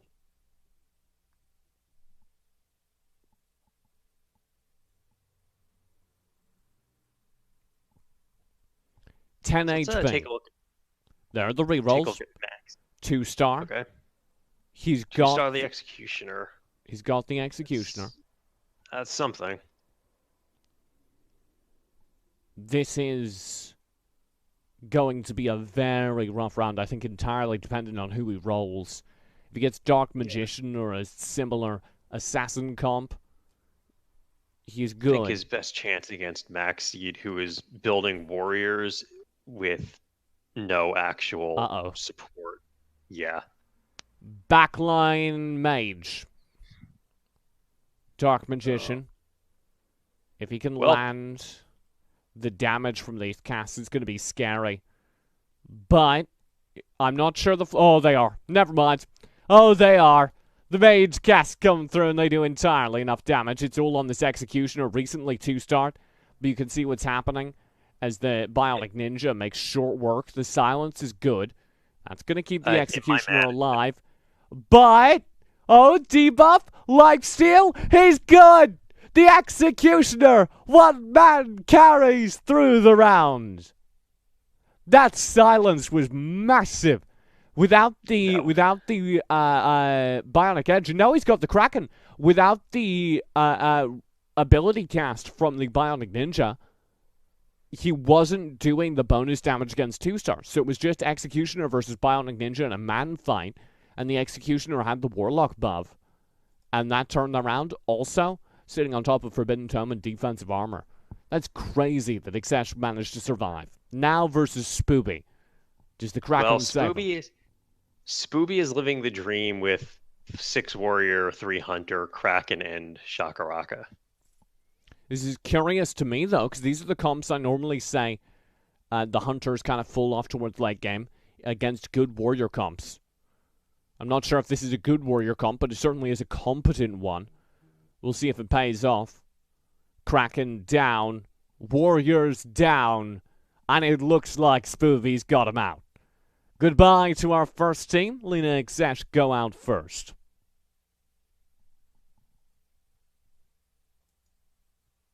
Oh. Max Seed has shuffled some stuff around and now has Undead and Beast to go with his Warrior. Oh no, what did he just do? He's down to 5 Warrior. Okay, much better. 4 human, 6 warrior at the end of the shuffle. Yeah. Not playing the Kraken. Doesn't have selling room on his the board Kraken. for- I don't even know. Maybe he's trying to get a 3rd sorcerer on the board. He's just got because he sold the Frost Lotus as well. I think he's just got to get the 3 stars on his front line. That's kind of what he thinks he's living in, and I don't think he's wrong. I think he's short a single Wukong of a 3-star Wukong, so that's something. Because this round goes against him. 1 HP left on Dark Magician. Warrior was just killed. Maxide knocked down to 11 HP. Let's throw over to Dark Magician because he's 1 HP away from his team being knocked out. This is Human Sorcerer, all right. What's gone wrong compositionally? Oh. Well, he has no front line at all. That is absolutely something to look at here. Yeah, 2-star werewolf is like the extent of his front line. Just 2 stars General of War, so that's something. But he doesn't have any of the frontline buffs on his frontline units. He would kill for like a guru right now. To 2-star the something, which thing would be 2-star? He could 2-star the Lightbringer, the Dragoon, or the Flamecooler. Yeah. Literally all of them. Uh-oh. This might be game. This probably is game, because that was the mage casts, and it didn't do enough damage. And they didn't get recasts. I feel like the human composition leans excruciatingly. Oh no, that's last round. Oh wow, everyone's out. Yep, Dark Magician loses at the same time. Did you catch the total HP of that winning side? I'm watching your stream to catch it. It looks like it's going to be 84 and 81. Yeah. So that's 165 total remaining HP. Did Dark go out first or second? Oof. I did not catch that. I felt like they went out first, Dark Magician. Warrior, yes, they went out first. Warrior went out. No, yeah. So because I was watching Warrior. They got 20. Chaotic Max gets 30. You said 165 for a bonus of 16 points on top of the points. 40 win. So that's 56 points in total for Spooby's Krumby. There it is, sorted by points. That is nuts, Spooby's Krumby. Solid win. That's crazy. I'm not sure if I can even draw any like firm takeaways from their comps, because they just got 2 and 3 stars so early on. But it certainly did work, and there were a lot of the comps that I generally despise. Lots of hunters, lots of riders, stuff that normally suffers, and they made it work. So credit to them. I think the takeaway from this is the game is moderately well balanced. Yeah. No, you're certainly right. You can win with almost anything. We'll go to a quick break. 5 minutes. We're back with game 2. A second chance for Spooby's Krumby to lock in their victory. They're off to a solid start. but they can still be unseated, especially by Dark Warriors or Chaotic Max. Don't go far. We'll finish off Group B and the tournament in just a few moments. And it feels like it's all over before it has begun. Oh, but when we do collide, we're playing no games. Don't you know that kind of love must go down in flames? Oh, we should really leave this one alone, but it keeps coming back, coming back, coming back. Two lovers on the floor,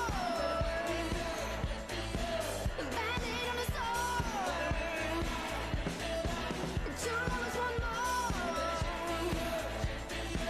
It's such a hopeless situation, but we do it again. Oh, we do it again.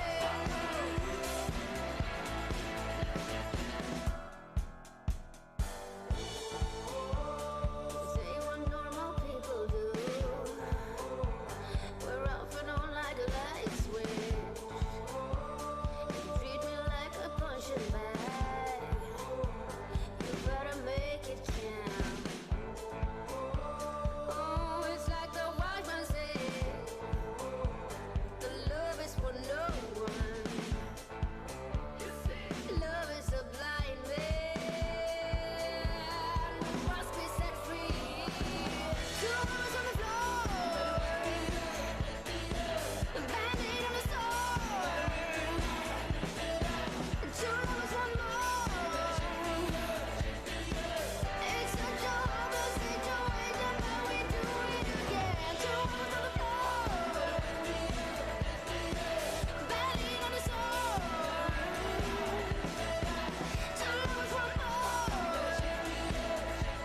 Oh, it's such a hopeless situation, but we do it again.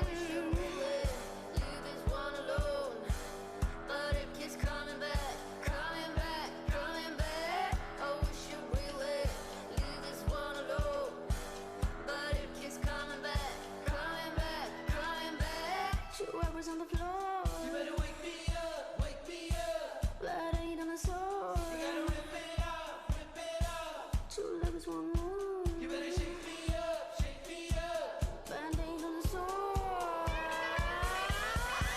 Two lovers on the floor. You better wake me up, wake me up. Band-aid on the sword. Rip it off, rip it off. Two lovers, one more. You better shake me up, shake me up. It's such a hopeless situation, but we do it again. Two lovers on the floor. Band-aid on the sword. Two lovers, one more. Oh, it's such a hopeless situation, but we do it again. We do it again. Oh, we do it again. Oh, we do it again. We do it again.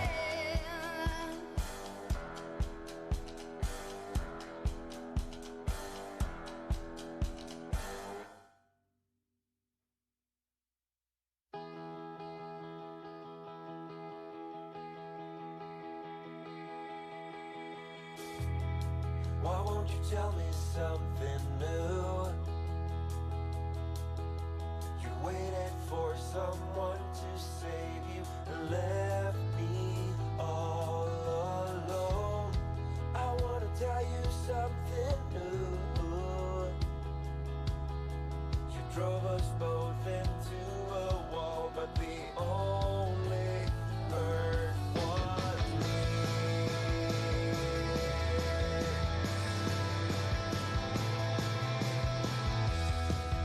It's the longest night of my life, and the longest goodbye I've cried. I cried away into the night, and I contemplate for a while.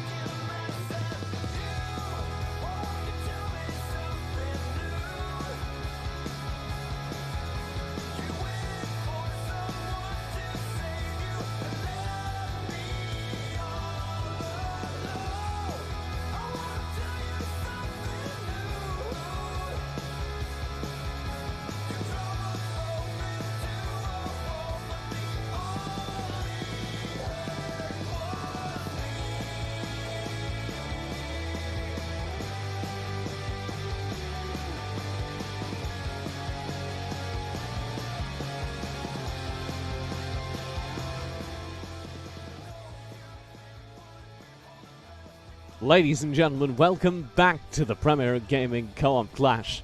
I surprised Kai there. He was just asking me about what kind of rice cake I was eating, and then I just hit him with a welcome back. You told me you'd use the music to cue me in, and you absolutely did not. I forgot. I'm sorry, I forgot. I've been told by other co-casters that they can tell that I've put the stream live because I start projecting, and they're like, "Oh, he's using his esports voice," and they're just like, "Oh, we must be live." Absolutely could tell that.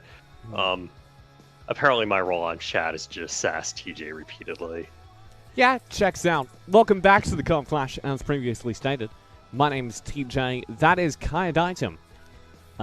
We are getting into game number 2 of Group B, considered by Betty to be the high ELO group.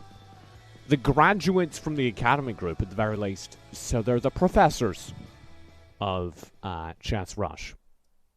And today we're here to find out if somebody has tenure. Nobody has tenure. In this society, whether or not you stay on is entirely determined by graduation rates. That's right, we implemented standardized testing for Chess Rush.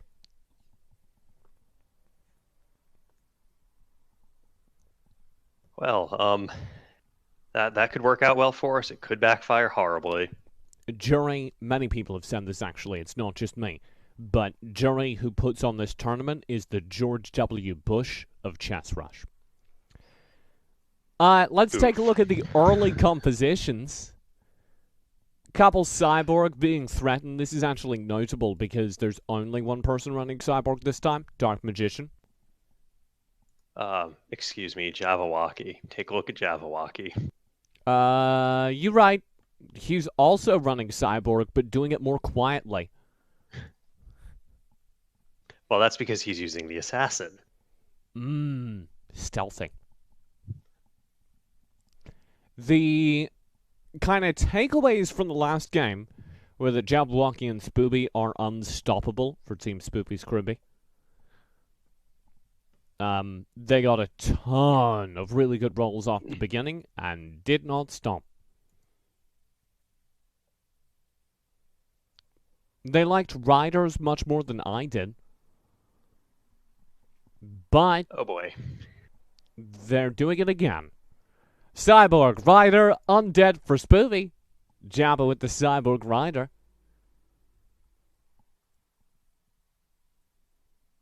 Well, Solid rolls. Zeshi is going right into Punisher. And it looks like it's going to be Punisher Warrior. Going right into Punisher is one thing. Being up to 3 Demon Punisher already on round 4 is another thing. Yeah. Somehow has 2 Devourers already. That's pretty impressive. The man found a slip and slide right into the Punisher meta. And those Devourers are really... Yeah. Really strong performance from the Devourers. Especially during the early game, they're going to be real scary, and it has earned Exasha victory. What is going on this board, Lena? Come on. 2-star Steel Fist. I see. That's just a Steel Fist that doesn't die, because that's what Steel Fists do. Nah, checks out. Dark Magician, who I called out initially as being the Cyborg boy, does have Cyborgs, but it's not working out for him. The 2-star Bionic Ninja will help him a lot right now. That'll get him a couple almost guaranteed wins just off of the passive, which is Energy Blade. I stumbled up on that one at the end of last game.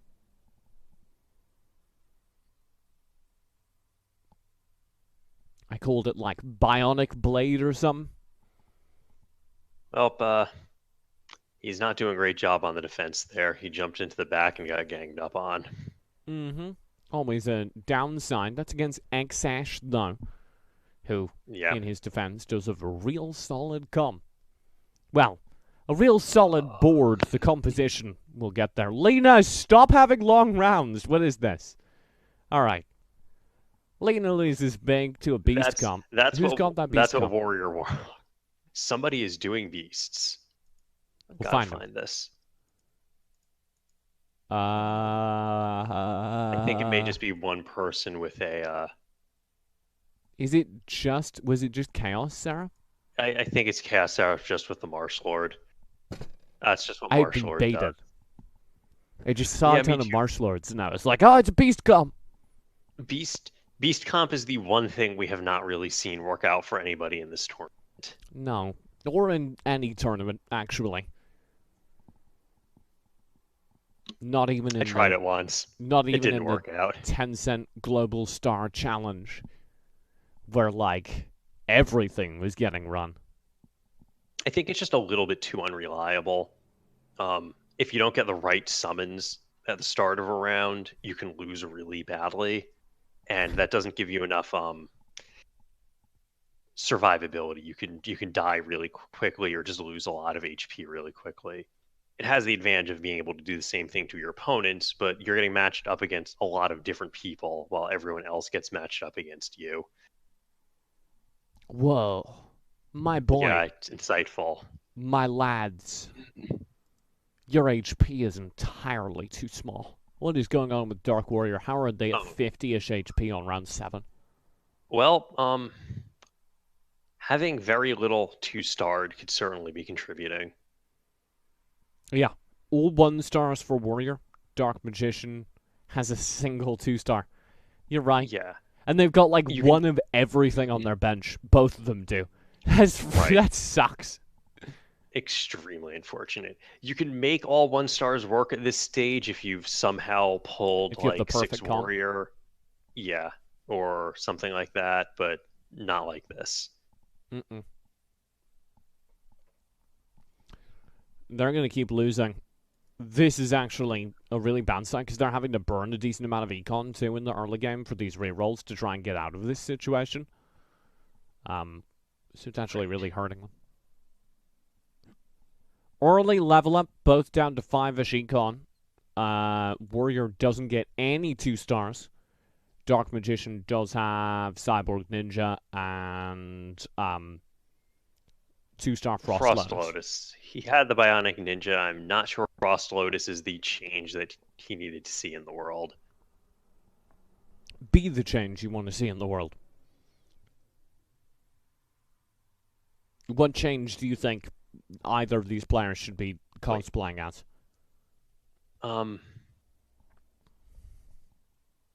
Well, one of them has acquired. Say one of them acquired a 2-star Scourge at some point, but it did not help them out. So They should be clearly cosplaying as Shakaraka because that is obviously the best thing to cosplay as. I mean, you're right.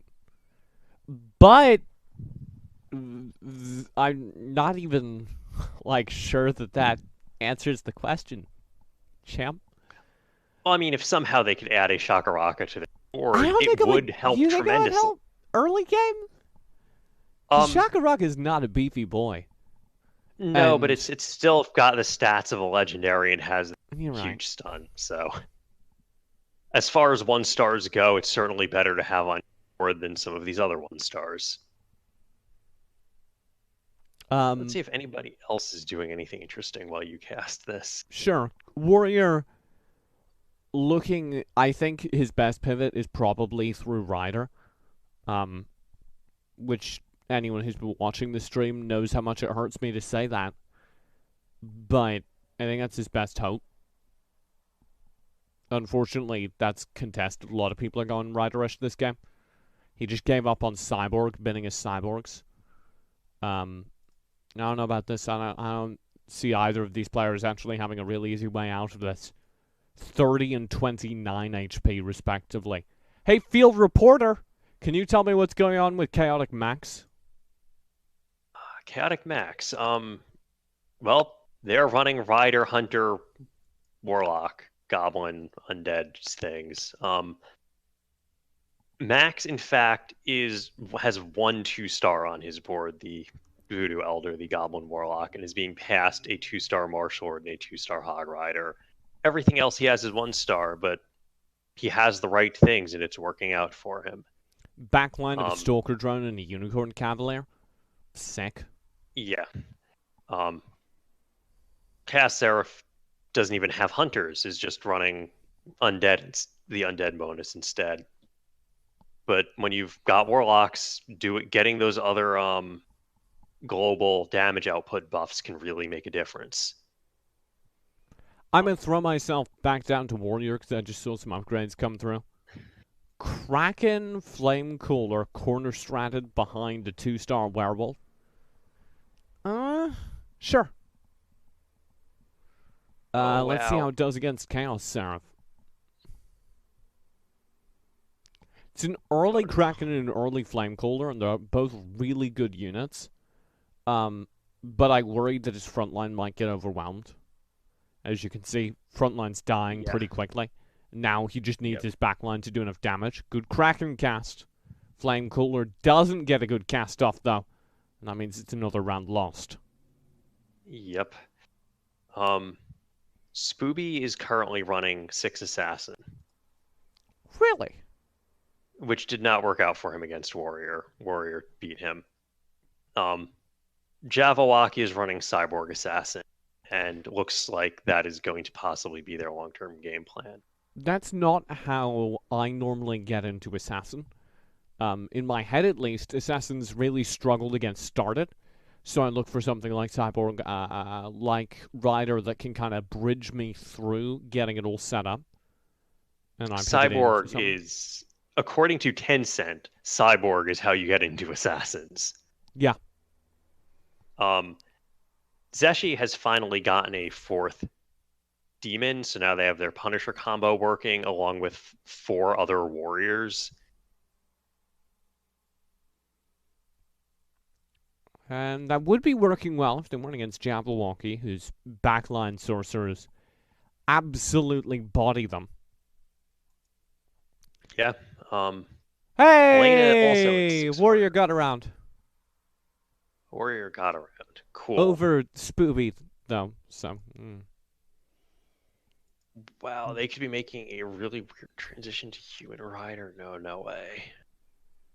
Is Warrior doing that? No. No, they're at 4 2-star human, Flame but I don't think they're going to get up to 6 human. Well, I mean, they could, because they don't have Lightbringer, and they don't have Dragoon, and that would give them a composition of some sort. 6 Rider, 6 human, 3 Sorcerer, is that a thing? We might find out. I don't want to. Frontline casts are good from these mages. Warrior gets a lot of free value off that. Exash does fall. They've got themselves another win. They might have stabilized, but Dark Magician hasn't. Lena, I just caught that, takes him down 10-0. 8 HP on Dark Magician. Oh. Yeah, Dark Magician is currently sitting on a very I think the best way to say this is an awkward composition. Well, at least they've got their Ground Smasher off now, so that's... Both that's Cyborgs something. gone. Yeah. Play for the human comp. Yeah. Oh, well, Warrior now is at 6 Rider, so... It could go that way. Versus Chaos Seraph is rough, though. Chaos is a real good comp. Yeah, Chaos has a comp that's not going to die quickly. Oh, no.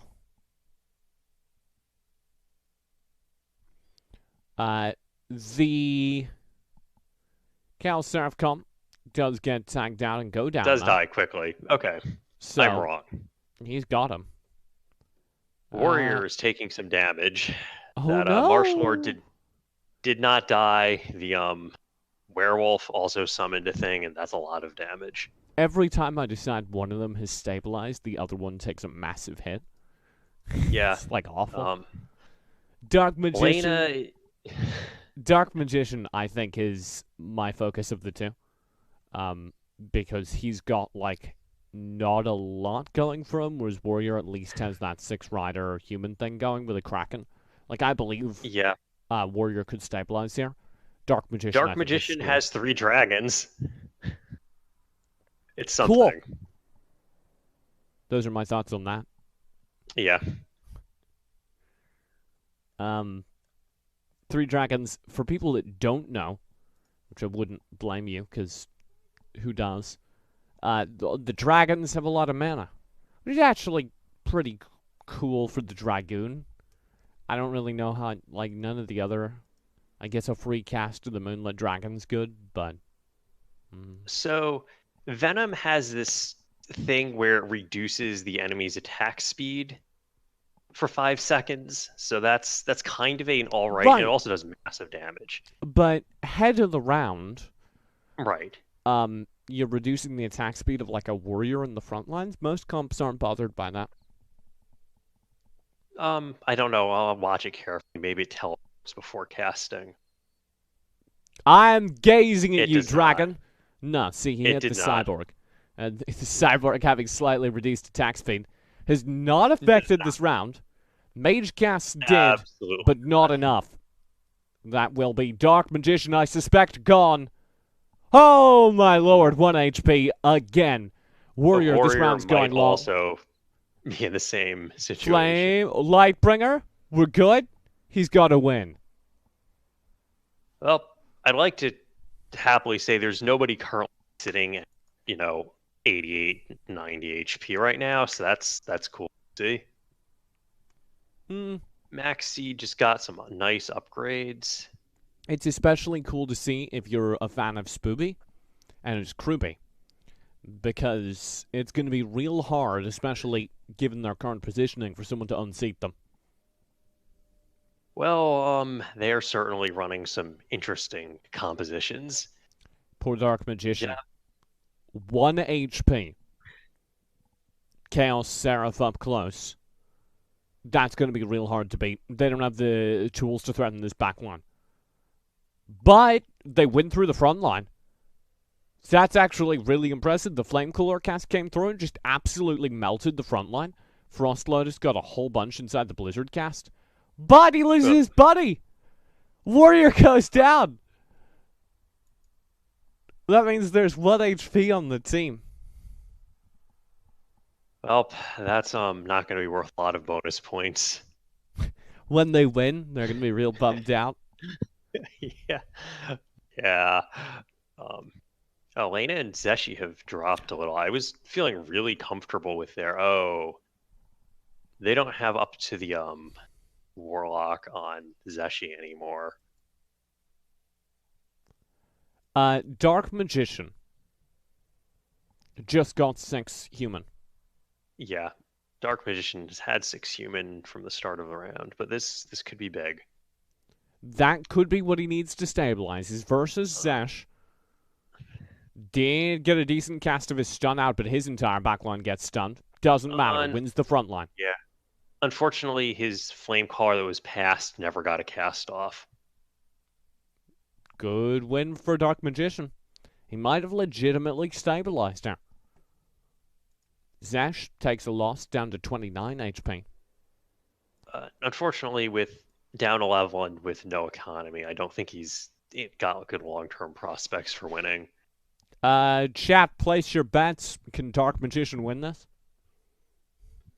Like, you say no economy, but this is a very dicey game. Nobody's actually doing great for econ right now. Chaos Seraph was doing the best. He just burned everything for level 9. No, my point was that he also is down a level. He's also with down the no economy, which is important. What's Chaos Seraph got? Wow, that's a composition, all right. 6 rider into human. Wait. Undead Warlock. He burned a level to put a economy for a put a second. It's entirely worth it. Just the stuns. Oh my god! Dragoon. Is this the end? It is. Dark Magician. Oh, Frostblood is cast. Barely outside, but the Lightbringer's going to get him. Hadouken! Goodbye.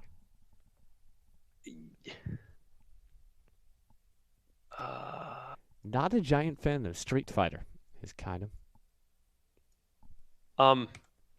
I prefer to consider the flame callers a cast Hadouken. You're right. I apologize. It's much more appropriate, I think. You're right. The Lightbringer is Sonic Boom. Wow. I hadn't really ever thought about the Lightbringer's body with Guile's face on it, but now I have. Anyway, Spoopy with 17 HP is running 6x Assassin. You nearly got a spit take out of me, thanks. I just, picture it, you know? Yeah. Manly face, womanly curves. Spoopy's got 6 Assassin going on. And it's some solid Assassins as well. He's got the 2-star Siren, 2-star Stinger, 2-star Horn Menace, and actually 2-star Cyborg. Really? You traded out? I guess I can see it against, because everyone else is already 2-star, so you're not getting the benefit. Oh. Or you just go extra. Oh my god. What is this? All the Assassins. I would like to make an arrest. Okay. End of the day, we got a second 1-star Blade Dancer in there. I mean, the Sword Dancer did get nerfed a little bit. Which I can entirely understand why its ability has a 6-second cooldown. Can they save this round? No. Absolutely. It's a lot of dodges. Oof. 1 HP! Again! How many times, Kai? I'm going crazy. Yeah, that keeps happening. Game's rigged. Let's see. 1 HP on Spoopy. So my problem is I don't know where it goes. Yeah, and Jabberwocky is currently sitting on Steel Fists, which is that an ultimate weapon? That's an ultimate weapon. Yeah, Jabberwocky's had the ultimate weapon for a while. But they haven't been able to pick up the rest of the cyborgs again. Spoopy. They may not even want to at this point. If I'm Spoopy, I would have been trying to find an excuse to play those Generals of War on his bench just now.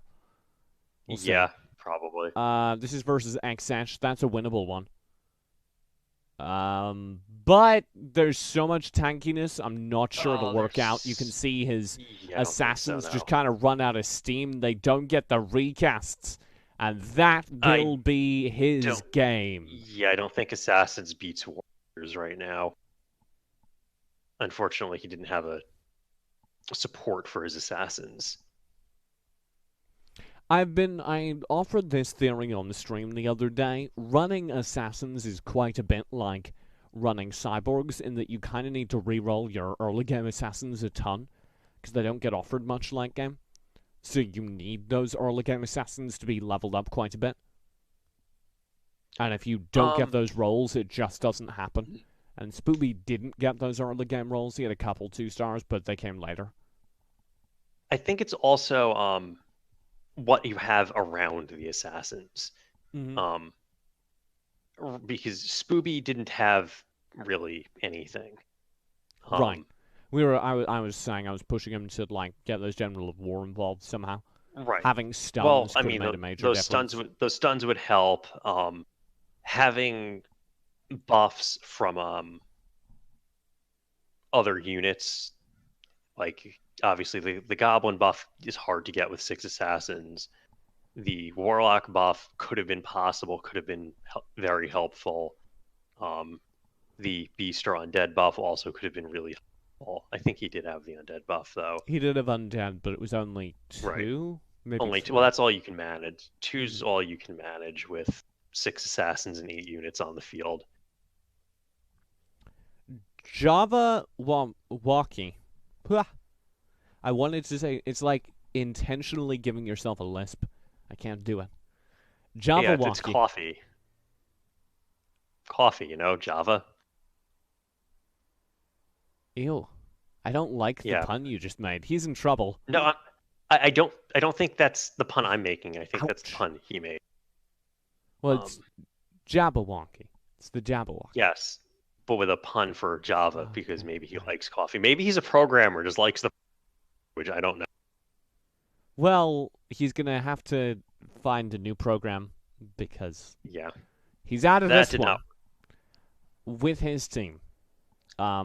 So I think we've kind of learned the limits of 20 points, so 70 points. Oh my god. Is that even beatable? 76 points. Absolutely. If wait, Dark Warriors came in last. Okay, so Dark Chaotic Warriors with a win would have Max. 80 points, regardless Yeah, of no. bonus. So they have it. Chaotic They're Max out. would need 20 extra points with a win, Yeah. Um, and they can't do that. yeah, That's really no. good. Congratulations, I guess. But let's actually watch the game going on here. We have currently Riders How did versus two Warriors. people win 10-0 that round? I get distracted. We have Lena versus Chaos Seraph. That's kind of the game we're looking at right now. And that is, as you say, Rider against Warrior. I'm sorry. What's wrong with Zeshi also running Warrior? He didn't win 10-0 last round. Oh yeah, okay.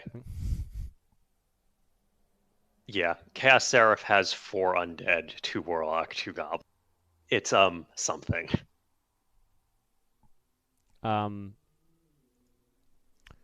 The Max Seed comp is kind of lame.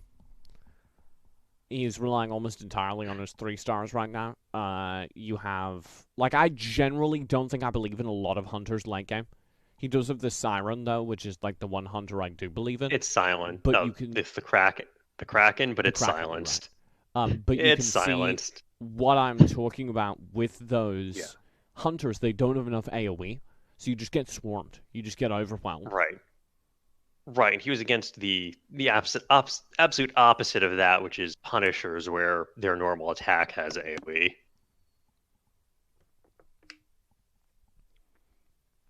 And that leaves Maxeed with 22 HP, and Chaotic Max with a kind of rough situation. Yeah, well, that's a 2-star Dark Mage. I really want And a Combo Stealer to 3-star win Hunter this. drone. That's a 3-star Stalker drone and a 1-star Stalker drone on the field. I mean, I agree. Stalker drones are that good. Don't at me. Oh no. Well, Maxi just picked up a Guru that he could have used to 2-star one of his 1-star riders, but he may not get the opportunity. Maybe. No, He's fine. that 3-star Stalker drone does so much. It's legitimately got on that? one-shotting everything on that board.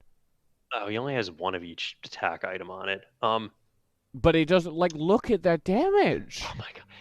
His Kraken has 4 Spellbane Staves and 4 Forbidden Tomes.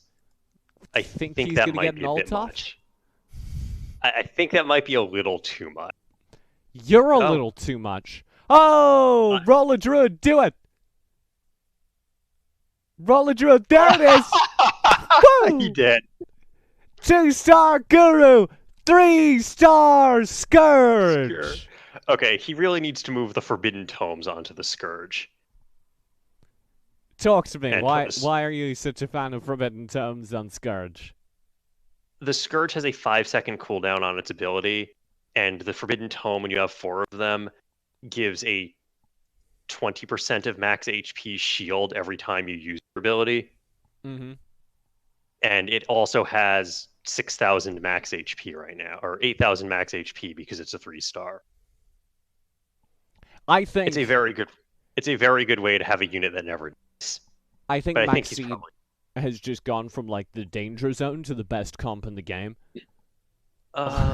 maybe Chaos Seraph might have a better comp with 4 undead. Not having the same level of No, because he but doesn't just have the have- 3-star Stalker drone. Right, not having 3 stars hurts a bit there. Not well, specifically a 3-star God. stalker drone. So if you pull up the scoreboard, you can see that I'm Max. too busy. Like, this is game, right? Yes. Well, Exesh and Lena around. can't turn this. Yeah. Maybe. Yeah, I don't think they had a chance to get anything. All right, let's watch Lena's POV I'm gonna versus watch Maxine. Sash. They do have the backline Lightbringer, maybe a good early cast of that. You can see the effect of the early Spellbane cast. Oh, good stun as well, actually. Good stun, but the Kraken just eats him. And look at the damage the Scourge is doing. Exesh is gone. That's the game. Congratulations, Kyadytim Max, for winning game number 2. That gives them a grand total of... They had 40 extra bonus HP, so we'll give them 4 bonus points. That's 64 points in total. And that will slide them into second place behind Dark Warriors with 20 points. Combo Stealers with their second place finish there get a grand total of 30 points, taking them to 40 total points, tying them in third place, but I'll bump them up on that scoreboard just for the sake of doing so. So TJ, about that rider composition. Yep, riders are apparently real good again. And I apologize for doubting them. They definitely seem to be in flavor. I think the other big thing I'm taking away from today is that assassins are almost useless these days. Well, one thing I did note was there was nobody running 6 backline units except assassins. Nobody tried 6 hunter. Nobody tried 6 sorcerer, and I don't think anybody even ran 4 warlocks except I think somebody who went out in 4th place in one of the, maybe this one, maybe the previous bracket, because I think they've just been stifled by assassin builds. Yeah, you could definitely see that happening. So a narrower meta maybe than previously, but you can still do almost anything with warrior and almost anything with rider if you build like exciting backlines for those 2 main compositions. I think a lot of interesting things can happen. I think what it looks like right now is you pick your front line and you need to build that and then get something to support it. Yeah, I agree. All right, congratulations to our winners of game number 2. Spooby's Cruvy walk away with the win. Congrats. That will close things out for the day. Thank you so much for watching, and congratulations on finishing viewing. You can find the VODs of this broadcast if you missed any of our 2 groups and 4 games today over on the Premier Gaming YouTube channel. I'm going to spam a link to the Premier Gaming Twitter in the chat right now. And you totally should click on it, because from there you can go everywhere. You can follow them on Twitter, which I would recommend. You can also go to their Discord to sign up for the tournament next week. And you can also go to their YouTube to catch this and previous tournaments. You can find me on Twitter, Twitch, everything else as eSportsTJ. That's at eSportsTJ, all one word. My buddy's Kyadytim, but he doesn't believe in the internet. So he It's actually fiction, absolutely fiction. Doesn't have any social media. But if you'd like to follow his live journal page, I believe he still updates it from time to time. I do, absolutely. Thank you so much for watching. Absolutely not a lie. Wait, live journal was like for writers, right? Yeah, I know, absolutely. So, it was for... Did you have a live journal page? No, I didn't. Damn. All right. I really tried. I thought about that. I was gonna go for the MySpace joke, but I can't see you being in a goth band, so I was going for LiveJournal. Go for it. The goth band of social media sites, LiveJournal. Thank you so much for watching today. Have a great rest of your evening. We'll see you next week. I'll be streaming on my Twitch channel casually over the rest of the week, so you can tune in for that if you'd like to. Have a great evening. Peace.